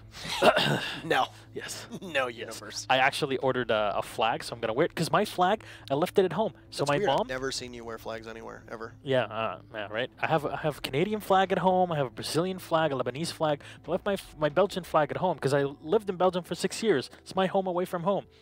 And you should buy an English flag to celebrate the fact that England's going to win the World Cup. No. You're half Scottish. No, you're I'm not half Scottish. I'm full. You're Scottish. full Scottish, basically. Scottish I have Canadian. more family in Scotland than I have family in Canada. There you go. How are you supporting the English? It's coming home. Who else am I going to support? I understand. Belgian, I understand, the French, I historically understand speaking. that Scottish folks don't always get along with English folks, but I'm willing to throw that aside to celebrate the fact that it's coming home. You know what? One day I want to see you in a kilt. My grandfather has one. I might get one. I don't know. Anyway, we're in the third matchup. It's Oregon, and first ban is going to be BootKamp. They're going to be starting on defense. They're going to take Hibana out, and we know how detrimental Hibana bans can be on Oregon. That completely changes the way that this map is played. Yeah, and Thatcher, we'll see either Hibana banned or Thatcher being banned. So those are two operators that really facilitate things for the defense. A lot of people have been complaining. You know, Laundry, not that easy to hold anymore against the attackers. So we'll get to see Blitz. All right. Well, it kind of makes sense when you're playing, but that's NIP that banned it. I think so over the last little while that we've been seeing NIP and we've been seeing Julio on Blitz, I just don't think they've had the same success they've had in the past. It makes sense for them to take it out of the fight because BootKamp likely running a shield here. Without Hibana, let's go back to last Latin America. All right, let's go back to the phase. I believe it was phase versus BootKamp. Yeah, it was. And how did BootKamp win an assortment of rounds on attack? Well, they ran a blitz, they ran a finka, they ran really zany, strange rush strats. And I think that we're expecting the same thing. And incidentally, it was also on Oregon. BootKamp actually banned blitz themselves against phase to take care of Mav, and now blitz being banned. So you can see that being taken away. We're likely going to see a Finka rush or two from BootKamp because of how successful it was against phase. So yeah, not too much of a surprise. All right. Well, the Vigil will be the last one to get banned in this setup here from the defenders. BootKamp, of course, starting off on the defense. We'll bring in the smoke. The Mira, of course, not being banned. So we'll get to see actual Mira plays as we play in Laundry. Oh, rejoice! Finally, you know, my favorite Spanish operator. I finally get to talk about Mira. How much can I pay you to never talk about how much you love Mira again? How much do you have in your bank account, Parker? We'll talk about this later. All right, thank you very much. For what it's worth, actually, let's take a note. There has been a change right now. Seiya coming in onto the team, so he will. Alrighty. All right, so there you go. You know, interestingly enough, Paula Duds, M King, Seiya, and Lipe. So they have actually had a roster change. Yeah, a substitution in between the match. Intriguing. That's something we haven't seen since the Penta days when they still had Falco on the team, and they would exchange him for another player basically to keep in back when KS still played on the squad. So I can see it. I dig it. We'll see. We'll see how they can actually play this one out. So Duds going up in the tower, meeting hall reinforcement. Nothing really out of the ordinary for the defense of BootKamp. We'll see how they set up Seiya, because Latin America has been they've been this this region that really like to play heavy on the defense on the top stairs, which is something I expect Nip to do, especially when having Wog and his smoke plays available. But it'll be interesting to see how BootKamp actually played this one around, as maybe the Armory would be part of this defense. Intact has not been having a bad game, so I'm surprised that they would sub him out for Seiya. And I mean, Seiya's not a bad player, don't get me wrong. We've seen him played many times, or he's got great hair as well. He has some luscious locks on him. He's got very nice, long, like black, like death metal-esque hair, like you'd see like a guy, a death metal rocker, like. But I'm curious as to why the substitution is happening for Intact. Could it just be like scheduling? Could he have something going on possibly in his life? Could it be internet, PC issues, etc.? Could just Seiya be? I honestly don't know, because Seiya used to be on the starting roster. They moved him off, if I recall. Seiya. I think Seiya was replaced by Paula, yeah, and he's their sub, if I recall correctly. Maybe doing some coaching, I'm not entirely certain, but I mean, he makes his presence known. He gets the first kill on a Julio. The Buck is down, and that's an Armory right now, where it looks like he probably took care of the Buck inside a garage. Yeah, but Psycho's there to have his teammates back, and Julio, goodbye, but Psycho gets the refrag. Obviously, the Buck pick is pretty huge, but so is the Legion pick for the attackers here. So, because that elimination happened around the minute 55 mark, there's only 3, maximum 4 goo mines that have been deployed by that point. Right. And that's not a lot, especially since he was setting up mostly around defending the hallway, defending the armory itself. He has not had enough time to set up. Psycho, though, taking a bit of damage in the engagement. He will be reset now to 50% health. You got lots of time. That's pretty smart for them to do that. You can still see a roam clear here from Kamikaze, thinking that there might be somebody down in the pantry.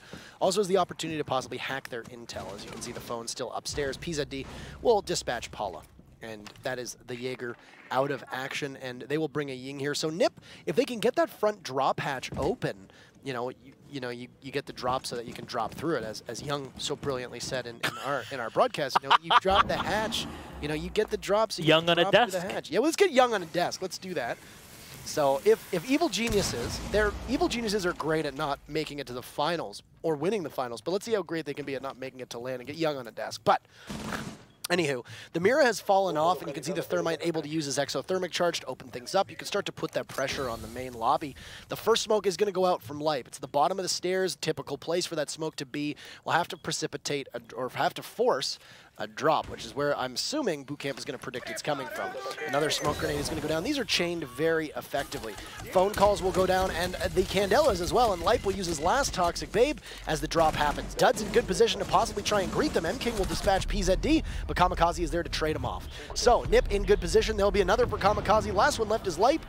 He's got his shotgun out, but we'll need to stop them. What a shot on the Psycho. Oh my, he'll see one, a double from Lipe. He's got one left. Kamikaze, Lipe with a big clutch blast through the chest. Game over. A huge clutch from Lipe. And he'll get the defuse. Give BootKamp a round that they had no business winning, but they win it anyway. That was an Alaska-level Anchorage play there, to quote, because by all means, that should not have worked. And then squeeze the range out of the shotgun, got a tighter pellet dispersion once you ADS, and on point with every single shot, dispatching the attackers that were pretty much clueless at some point as to the whereabouts of the smoke that was just jumping around and playing around them. And BootKamp will get the first round in spectacular fashion. Speaking of spectacular, Maestro's in. You kind of look like him. Actually, I haven't bought the new beret, so it's weird. Have you considered cosplaying as him? Maybe during the the finals of an event. Maybe that event can be somewhere on the east coast of America. Do we have another one? I don't know. but it kind of doesn't make any sense now that they actually showed him. I think you'd do great as Maestro. Something for you to look into. Maybe at Paris Major you could surprise everybody and show up as Maestro. I don't know. Maybe I could show up as Dokkaebi. I do not want to see you in a pair of tight leather pants. Or do you? No, you don't. No, you really don't. You know, on my list of things that Intero wants, somewhere down, you know, in the thousands is Milos in leather pants. I really don't want to be that dad, you know, that dad, like, hitting his midlife crisis at age 48. I'm going to buy a Corvette and a pair of leather pants. Grow my hair out real long. I'm a rock star.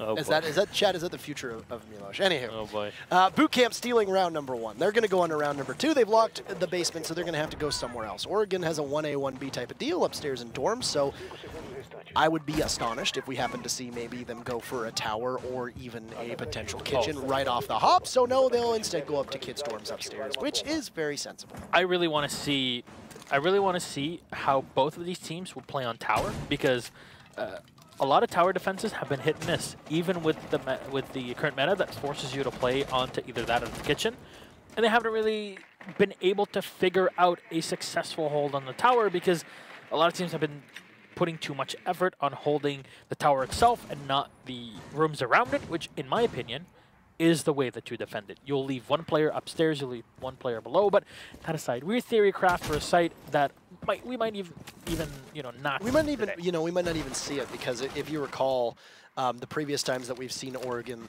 Orglis versus IDK. Last time we saw Oregon in Pro League, it was a laundry and dorm struggle all the way down. Vitality versus Supremacy, we saw one kitchen and everything else was laundry dorms too. So I mean, if a team is successful on one of these two sites, you have one more crack at it, and that's it. You don't need that full rotation, right? So WOG is waiting for his team very patiently to take care of the bandit charges, and they will, but it looks like there might be some active bandit. It really depends. Yes, it will, and there should be the exothermic charge on.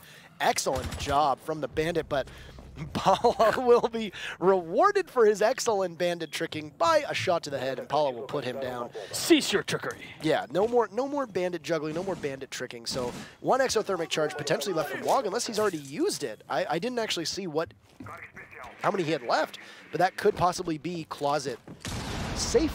But no, there you go, it'll blow. So the last exothermic charge will be used. You don't really need a second one here, so that's kind of okay for them to just use it once. But now you've got control of that generator room as well. And a C4 and smoke are really going to be the only things that are going to be aiding you in stopping a push through generator. Well, Leipzig sitting in the back of the kid's bedroom. Now, crossfire from the white stairs and from that kid's bedroom is extremely important to hold the defense. Yes. Because more often than not, you'll be able to peek into the hallway, peek into the bedroom next to it, and then have an angle directly on the attackers that are moving in. Obviously, the mirror window gives you a bit of extra information on any potential pushes from that closet as well, which is the linchpin of the attack here for NIP, as Psycho has maneuvered his way into the small tower, get out of that, and set himself along the outside here to potentially push into the side. I wonder if NIP will completely change their ways of play or just have multiple angles to play with as we hit the 20-second mark on the board. MKing playing in the L hallway. Very little time here available for them. Duds comes on in with the Jaeger. Has not been able to spot anybody. Shed is already here. The Candela's thrown in, and the T95 will spark things up. 2 kills for PZD. Now there's only 2 alive. The C4 will miss, and Kamikaze will land 1. Last alive is the Mirav and King. Unfortunately, we'll be able to deny the plan as it goes down, and the Buck finds the head of M-King to take him down and dethrone him in the round. Crown to King and Queen. There we go. The king without his crown, would you say? No miracle that's going to happen there in the final seconds. You know, provided by a pump shotgun available for BK. BootKamp this really could be NIP up 2-0 right now if it wasn't for one player on BootKamp being able to wrestle down 3 of them. That obviously falls on the shoulders of Lipe and how well he did. By NIP winning this, though, we're going to probably see another dorms, and that's exactly where they're going to go, because I mean, there's theories that teams have about whether they're supposed to go to different sites or whether they're going to stay and go on the same site. You know, Pain Gaming infamously decided to defend CCTV or downstairs, actually, rather, so like monitors or whatever you want to call it on bank, armory lockers or the lockers area downstairs, all the different callouts for it. They defended it 4 times. And by defending it 4 times, they lost it 3. They won it once, and the only reason why they won it that one time, I think if people recall, was because of an incredible 1v3 clutch, in which they probably actually should have lost it 4 times in a row. So, I mean, maybe try to go to another site this time around. But with Oregon, it doesn't really make any sense for you to gamble on 2 inferior sites to Dorms, and I think that objectively you can say that Dorms is a much easier fit for most defenders. Now, what went wrong with BootKamp there was just simply not expecting the push the way it happened. I don't know what was going on with their ADS if they've been burned early on, but PZD was basically able to repel into kids' dorms and get 2 kills immediately with those Candelas doing a lot of work. Nobody from BootKamp had coverage to be able to try and stop the Ying. From what I saw, the Zofia at the end had only 1 lifeline left, so it's quite possible that the lifelines were just thrown in to burn the ADSs. And, you know, even if they don't, well, they end up flashing and stunning somebody that's in the back of that kid's dorm, because, as we mentioned, it is a big part of the defense. It gives you a huge line of sight into people that are coming in through the closet. So here you go. The ADSs are being set up over on Armory quite heavily, actually, so that they can try and hold off on a push from that side of the building, which means that they're going to be a little bit thin on a push inside of kids' dorms as well as a push through the big window. That's problematic, and that's exactly where Nip's push came from. So I'm a little amazed that BootKamp isn't going to try and maybe spread themselves out a bit more, because you find yourself lacking that utility by big dorms. Now, by that big dorms window. I mean, you have a Valkyrie and you have a Mira who are played there, so you've still got 2 C4s if there is a push through that window. But yeah, it's very intriguing to not see them decide to put more of an investment there, especially since that's where the push came from. Like I said, it's very similar to how BootKamp kept ignoring the push on yellow stairs on Consulate on map number 2. They just weren't able to really get anything. But Paula on the run will eliminate PZD, and that's the Ying down. So, I mean, hey, I guess you don't need the utility there if you're just going to frag out of your mind. And Paula will manage to take a lot of pressure off of his team in the first minute. That is a huge kill to eliminate the Candelas from the Ying, and this will make the Armory a bit more difficult to deal with, Parker, because you can't really chuck any effective flashes in the back. The Jaeger there. Now, what Julio's going to rely on here is just information being fed from the drone, and there you go. The finisher will go in on one, but the peak, no, Duds is still alive. It'll get 1 kill with Sprazen for the second through the garage and cannot connect on the buck, but Julio is taking a lot of damage. And will the ADS help? There you go. Why are you throwing a grenade in there? Kind of lose things out here. Finally, they're able to use some concussive grenades from Psycho, but they lose 1 M67 in the meantime. And this Carbine's going to win this fight at this short of a range. There's no way that the Carbine is going to lose this unless something seriously goes wrong. They're going to put an investment into trying to take care of him. Psycho rushes up, and yeah, there we go. Duds will lose it. And Wog manages to get the kill, but downed on the stairs. Not finished off, but a C4 is ready. Could possibly get 2. Oh! There you go, M King. That's a big boom, and it's Julio last alive trying to find the Mira. He is just a tiny bit of health as he'd sustained some significant wounds from the Jaeger earlier on. Julio will rush right in, but M King, who had rotated all the way from garage to white stairs, able to swiftly punish Julio as he's barely able to get in through the window.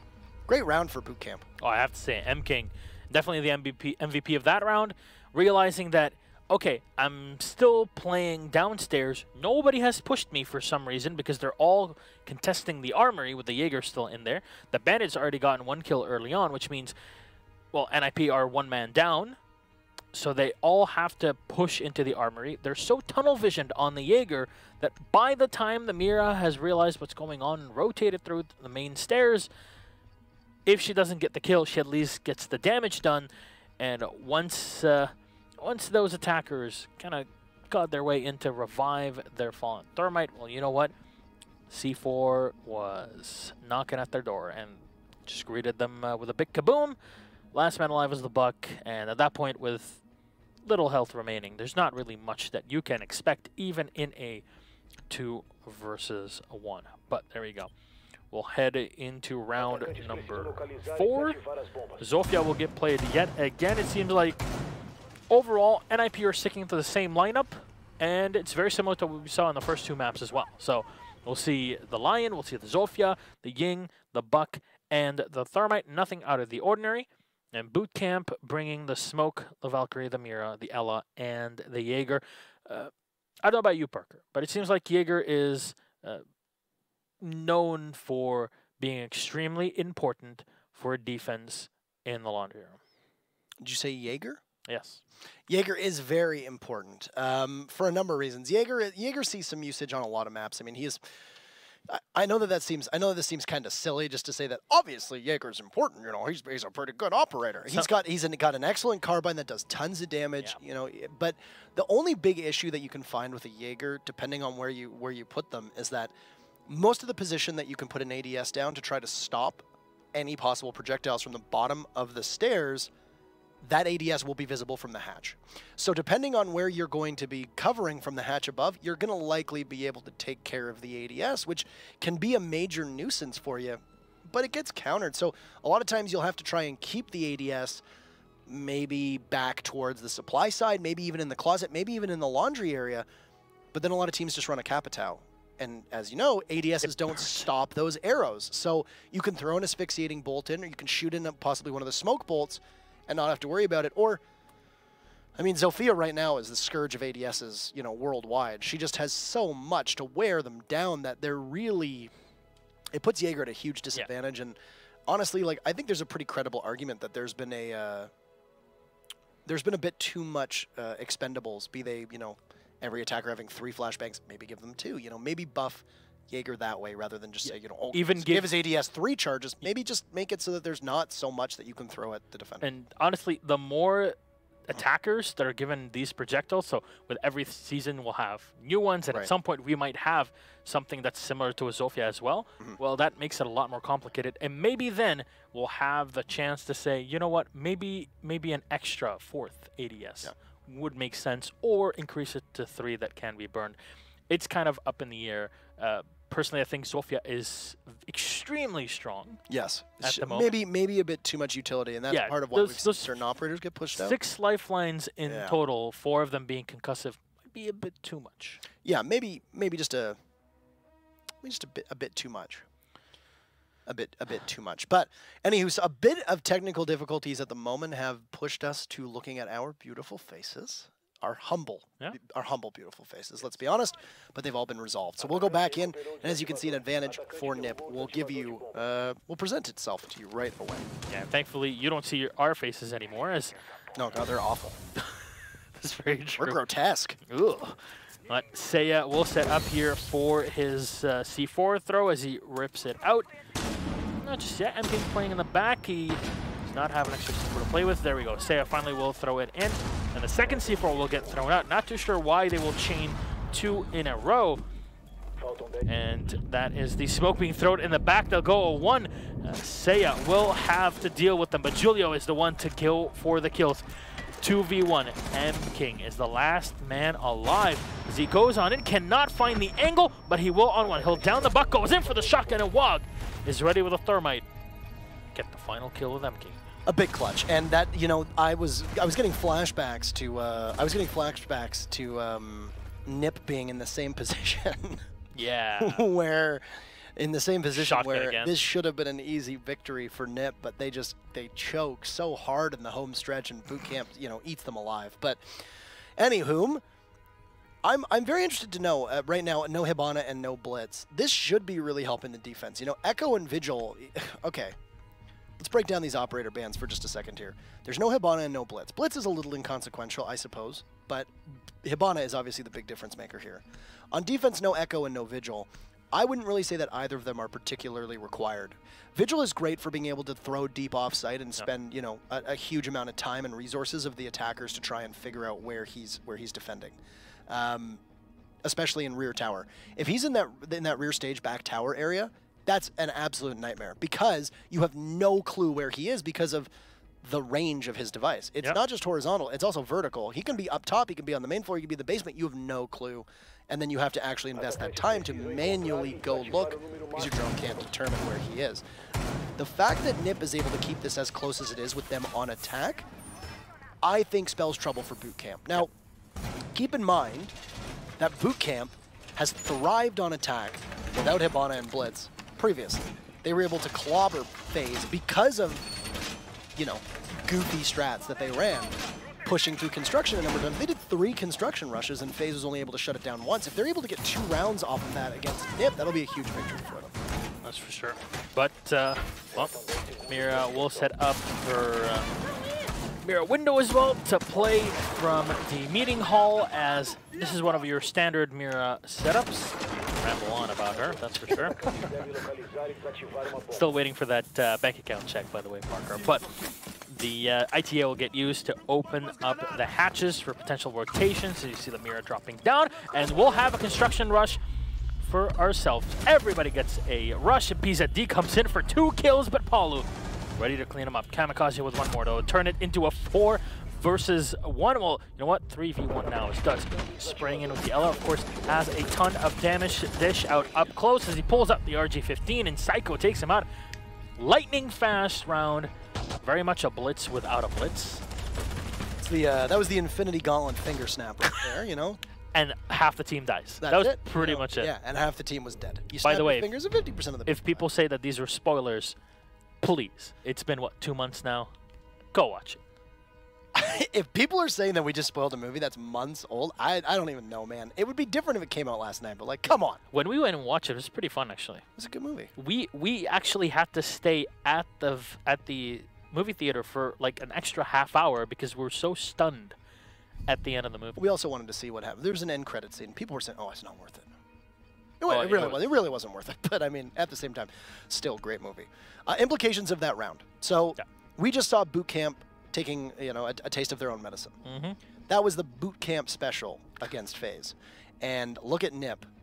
They're lining up trap, slow everybody down. They're going to be running the Alibi Capkin, likely expecting a push, but a Thermite will be in position here. The Thatcher will be the 6th pick with a Lion. So, I mean, you don't really have the makings of a construction rush for the time being. You don't really have the makings of a rush. I mean, if I'm BootKamp, I'm not bringing it out right away. I'm not. No, I'm waiting. We're going to see. I would see as if BootKamp, you know, how does the next round go? If you lose to Nip, maybe bring it out at that point as an act of desperation because you're going to be, you know, staring down the barrel of possibly match point.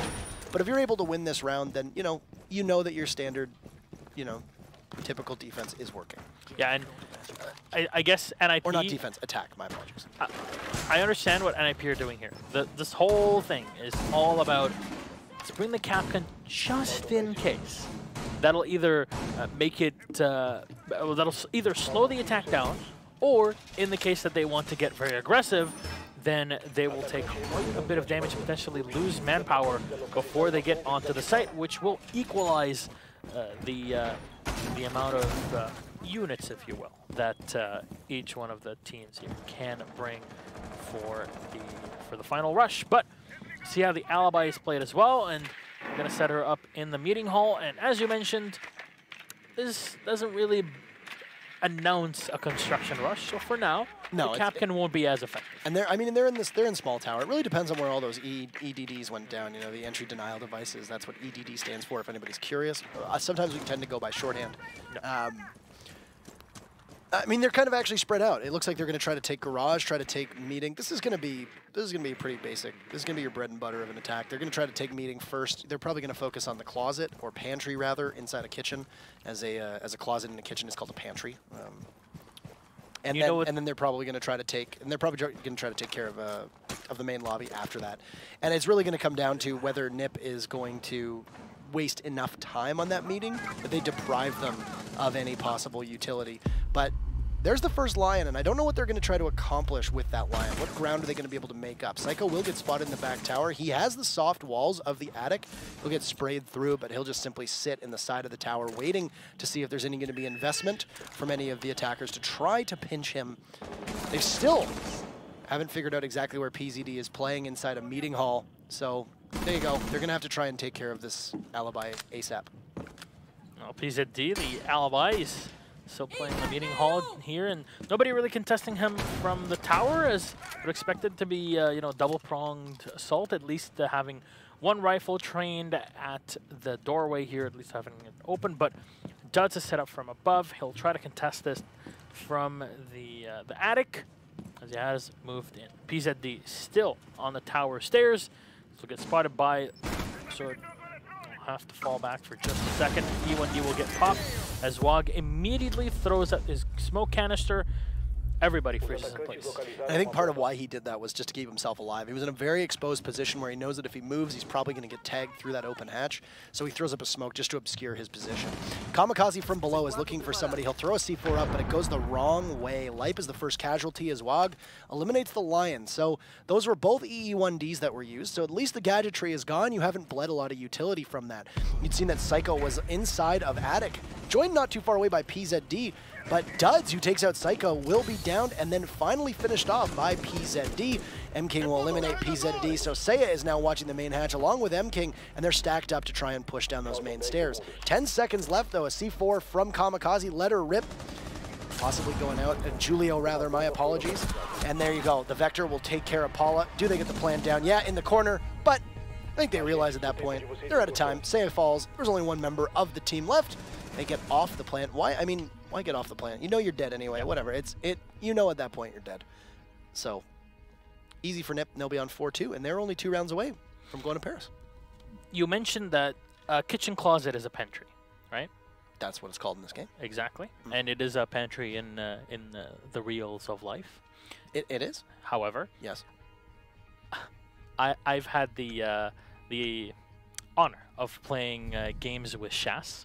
Oh, Pentas coach, and this one time we were playing Presidential Plane because we just wanted to play casuals to have fun. Very balanced map. Yeah, very much so. Heated competitive landscape. Of course, he'll know how exactly we are. But he was telling me like, as a call out, he gets killed from the kitchen, and he tells me he's in the galley. He's in the galley, and I just what? Oh, what is a galley? Thank you very much, Mr. Is he a pirate? Mr. Shas, could you please explain to me what that is? And it's like, well, a galley is a kitchen on a ship. It's like, we're on a plane. What? Oh boy. What Tom, is? I'll tell you this. He's a gentleman and a squire. I'll tell you that. Tom's a great guy. I like Tom an awful lot. Of course, you know what I like about Tom the most is that he can't seem to beat Brazilian teams. So that makes me very happy to watch when they compete against each other. And I mean, we're getting a front row to a team that has Nip in particular has had sometimes has had the number of Penta previously. I believe Penta actually is ahead in that rubber match. I think they're 2-1 right now against the core of this team. But anywho. So Nip is on defense. They won laundry downstairs, so what do? They go up to dorms. We have only seen 2 sites thus far because there has been no successful dorms defense. If that changes, then what ends up happening is, well, we have to go to either tower or kitchen. For Nip, if they do have a successful dorms defense right now, it will be match point on a site that will really test their mettle to see how they're going to be able to do on a site that really should be more attacker favored depending on the setup that you have in place. And like I said, with the way this is designed, the attackers should be losing. This should be a defensive masterclass. And because BootKamp only won 2 of the 5, that's worrisome. Wog will take a lot of damage. Wow. That breaching charge from Ash will go out. A great ping from BootKamp, expecting maybe to push back into Armory, but Armory is completely clear at the moment. And there you go. But now Kamikaze also down. This is Swift. M-King will finish off Kamikaze. Wog is still bleeding out, but look at that. Paula will get pushed.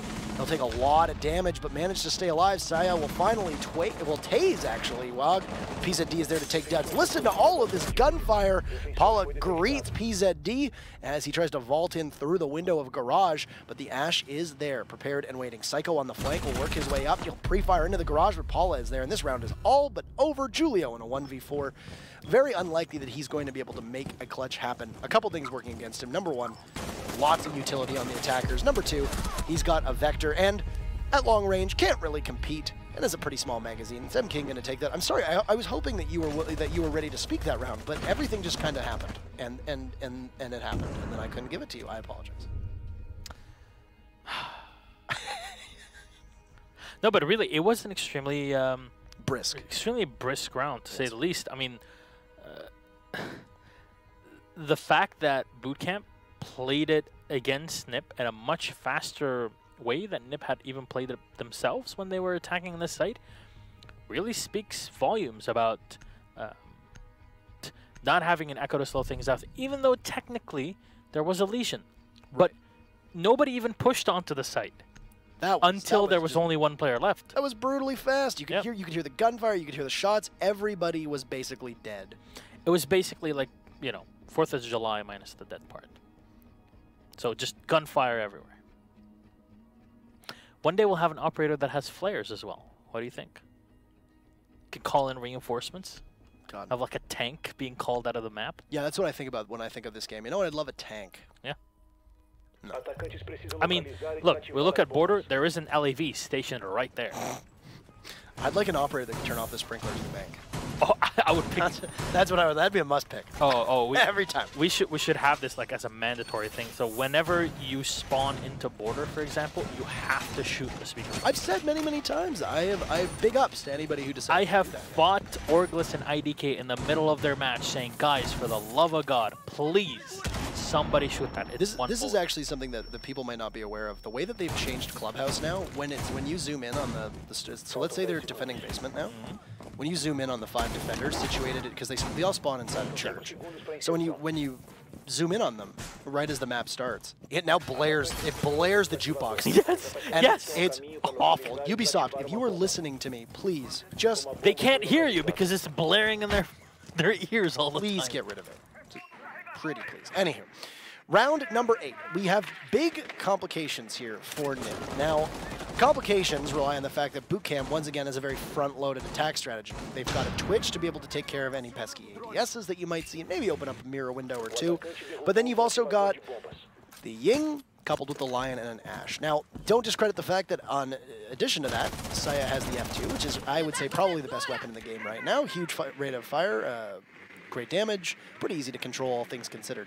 So this, once again, has the makings of being a let's encircle the site, figure out where their roamers are, maybe isolate them, and push as quickly as we can. That's what happened last time around, and there's a very high likelihood that PZD, as well as Kamikaze, the 2 roamers that are playing deep underneath the site, and then Psycho, who we just saw, is in the the far regions of the map playing in tower, could possibly just be forgotten. And that's going to be extremely problematic for NIP. Yeah, there's no way you push into bedroom easily if there's somebody to contest you in the tower, if they just time it at least okay. Yeah. Because they'll have a huge line of sight on you, and all they have to do is just hold down that mouse 1, and they will have all the rounds being expended right into your body. But PZD playing from below in the kitchen, you'll have to flush him out to make things a bit easier, because you see the holes that are pre-open for the defense of NIP just for PZD to shoot from below. And he also has Kamikaze in the bathroom. This is one of the strongest spots for a Legion to play in, coupled with the fact that you already have 1 or 2 goo mines that are already set up by the white stairs. This is actually going to be an issue if BootKamp decides to try to take it on, because they're spending an inordinate amount of time, and they're just ignoring these roamers right now. You know, they're not really doing much to try to invest in taking care of them. These players that are playing beneath the site.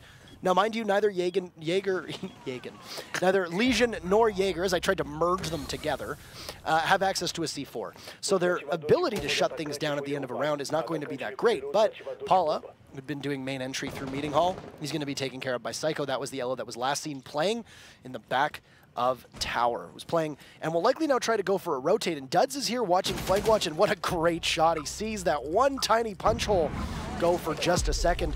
Lion and Candela's used together. Julio will push out, throw a C4, but the Ying will be able to dance around it. Duds will just rush right in, give you a front row view as he knifes Julio and has full control of Kid's dorms.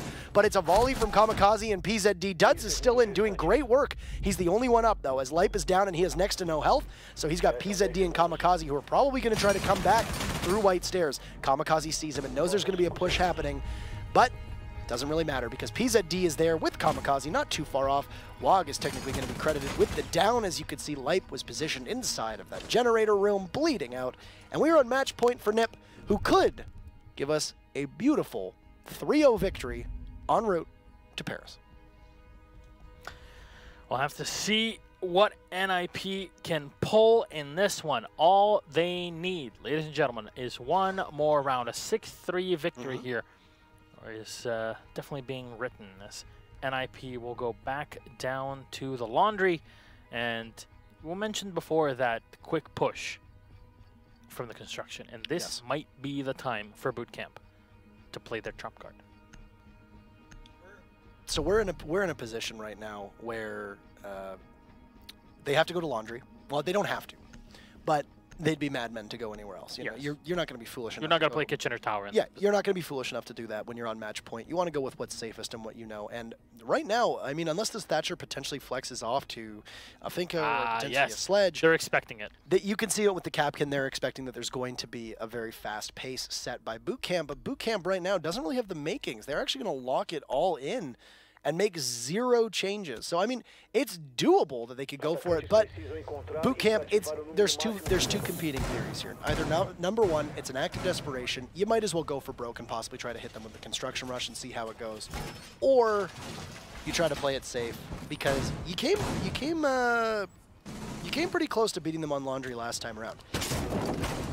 I mean, I don't know. I don't know what I would do if I was BootKamp, in all honesty, because these are grave times. Yeah, tough times. These are desperate measures, and BootKamp has really struggled to get anything on the board. Nip has actually turned in what I think is probably the greatest body of work over the last 2 months in this match against BootKamp. When they looked a bit sloppy and lost against Immortals yesterday, who, by the way, is getting better as a team. Yuke, who was their coach, I believe has now been moved to a starter on the team, so that's been a boon for them. And there you go. Look at this. The way they're establishing their Capkin traps, expecting a possible rush through that small tower and then working their way in, and it might work out because look at that. Duds is there, but you got the Twitch drone. Your primary target are going to be those 2 mirrors. How many of those Tazes, those Zip Zaps, are you going to use to try and take care of the Capkin traps? Well, you got 5 Zappy Boys and 1 of your Twitch drones, and wait, what? Zappy Boys or girls. Could be Zappy girls. Yeah, he, she, them. Zer. They. There you go. Saya's going to... Finally, there you go. They're going to get spotted. They're not going to... So smartly, though, they don't use the tasers on them. They just come in, spot them for the Ash to come in and eliminate them. The alibi has been eliminated for NIP, puts BootKamp in the advantage. And Paula did a great job last time at finding all the Capkin traps. Mind you, they weren't with a gun, they were with their own body, and Paula was, of course, dead shortly thereafter. So not so great for him, but the Ash doesn't really survive more than 1.5 anyway, because it does so much damage. But the alibi did not waste much time at all. That's not a very successful roam whatsoever for Nip, and they've already found themselves currently fighting on their back foot. There's going to be a drone going out, and oh, Kamikaze's just going to miss the head of one, but he's going to reveal himself, and that's Duds who shuts it down. Paula's positioned on white stairs. This is excellent right now for BootKamp. Julio and Psycho downstairs in sight waiting, but the only one up top is Wog. That's it. You've got your smoke downstairs, and if he gets found out, and he gets found out early, you're going to have about a minute of the clock to worry about where you don't have any of those remote gas grenades. That is a big concern. They will have the 2 C4s to play with if need be, and realizing that saving the smoke is a big part, or at least having them do as much damage as possible is a big part of this defense. I'll try to support him, at least from attic here, as they'll force him out. Unfortunately, Wog too preoccupied with the drone. He'll get baited in and taken out by Duds. In the meantime, it's Psycho on the Capkin that'll go down.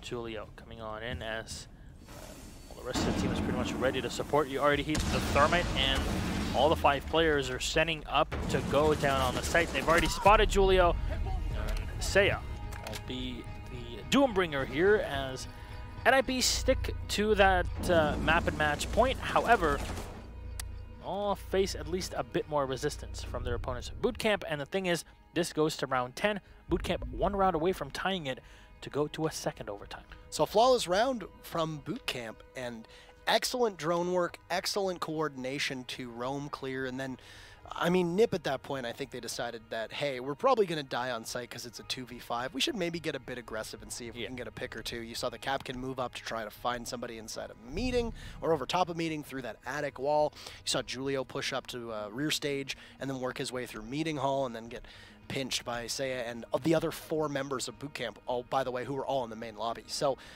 now we have, once again, an opportunity for Nip to go downstairs. This is conceivably when, if I was BootKamp, I would possibly bring out the rush strat. This is when I would possibly try to go as quickly as I could. But they got a Sledge. They have a Lion. This is doable, but you can see the 2 are going to spawn street. They're not going to bother to go over construction. It's likely not going to be a quick push. So it worked against FaZe. I think they realized that Nip is a bit more aware. They're and Nip might be immune to their antics, so to speak. So A couple things for NIP to do to try and consolidate this round and you know, go the full distances. Number one, make sure that you have more bodies inside of your meeting hall that don't die right away. And that was the thing, is that you stick PZD up there all by himself with his clones. It's not going to take too much, and the Lion was able to find him early on, and Saya got the opening kill. And once that happens, you kind of crack open the whole round. Then they had Wag or Wog mysteriously upstairs to try and kill time. But your smoke is not designed to kill time. You know, I wonder actually if it would have been a 3v5 with Wog down on site, in addition to the Capcan and the Mirror, if that round could have possibly gone a different way. But I think Nip realized that it was, let's just get this round over with and take a big risk. And if it works, hey. If not, we got one more. I think they were trying to force the Capcan to work a bit too much. And because of that, they're like, okay, we can still play off the site. We still have the Capcan traps. We can still use the EDDs to our advantage. Now, Twitch Drone had already eliminated all of those and at least helped their Ashe to clean it up here for BootKamp. So at that point, they realized, okay, we should stop doing that. Let's just bring Legion. It's already good enough. We don't really need to dedicate that because it's a lot easier to spot the EDDs, especially when you're going to drone so much before coming in. You're not going to go for a construction rush once at the start of the round you realize, oh, darn. They're bringing a Capcan. Let's just not go through there. We'll drone the rest. No, absolutely correct.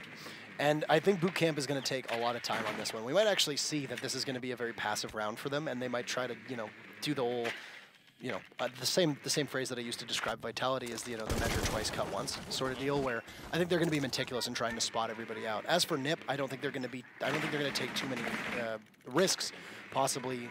And they'll fall back right away. Look at that. They've completely vacated meeting control except for one. That's the Alibi, who will get spotted as M-King's drone is in a pretty good position. And you can see that BootKamp could possibly put some pressure on the site. And by doing that, it will have to draw out those playing in the meeting hall to possibly try and stop them. Now, Sledge has set up here. Meeting hall.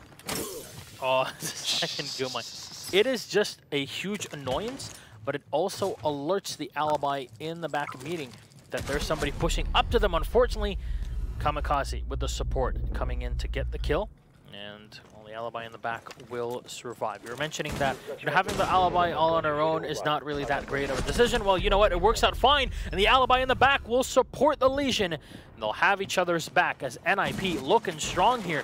They peek in, and unfortunately for Psycho, the FAMAS will overpower the MPX up close. But it sounds like there's a lot of health remaining for Duds. Last few seconds of this, Wog will get one more with his SMG-11. The roaming smoke making it happen. Leibzord just looking through the down mirror window. Duds comes on in. There's still the Alibi in the back, but they don't really have any explosives to deal with her, as you know, the Sledge had already fallen previously. Come on down to the main stairs. It's 2v4, and there's still a smoke alive. We hit the 25-second mark. Smoke will get thrown in. Spray in the back. The Alibi somehow still alive in this engagement, and Leibzord is detected, and this is why they're playing in the back. PZD will get down, but there's still one player coming in from the side, and the last two kills coming from NIP. Kamikaze and PZD clean up BootKamp to take the win. And that's a 3-0 for NIP, but the scoreline does not tell the complete story. In my mind, this was too close for comfort. I'm sure for NIP. They had a rough start early on. Consulate was a tight game. We got to Oregon, and their BootKamp had their comebacks, but unfortunately NIP's experience kind of wins it out.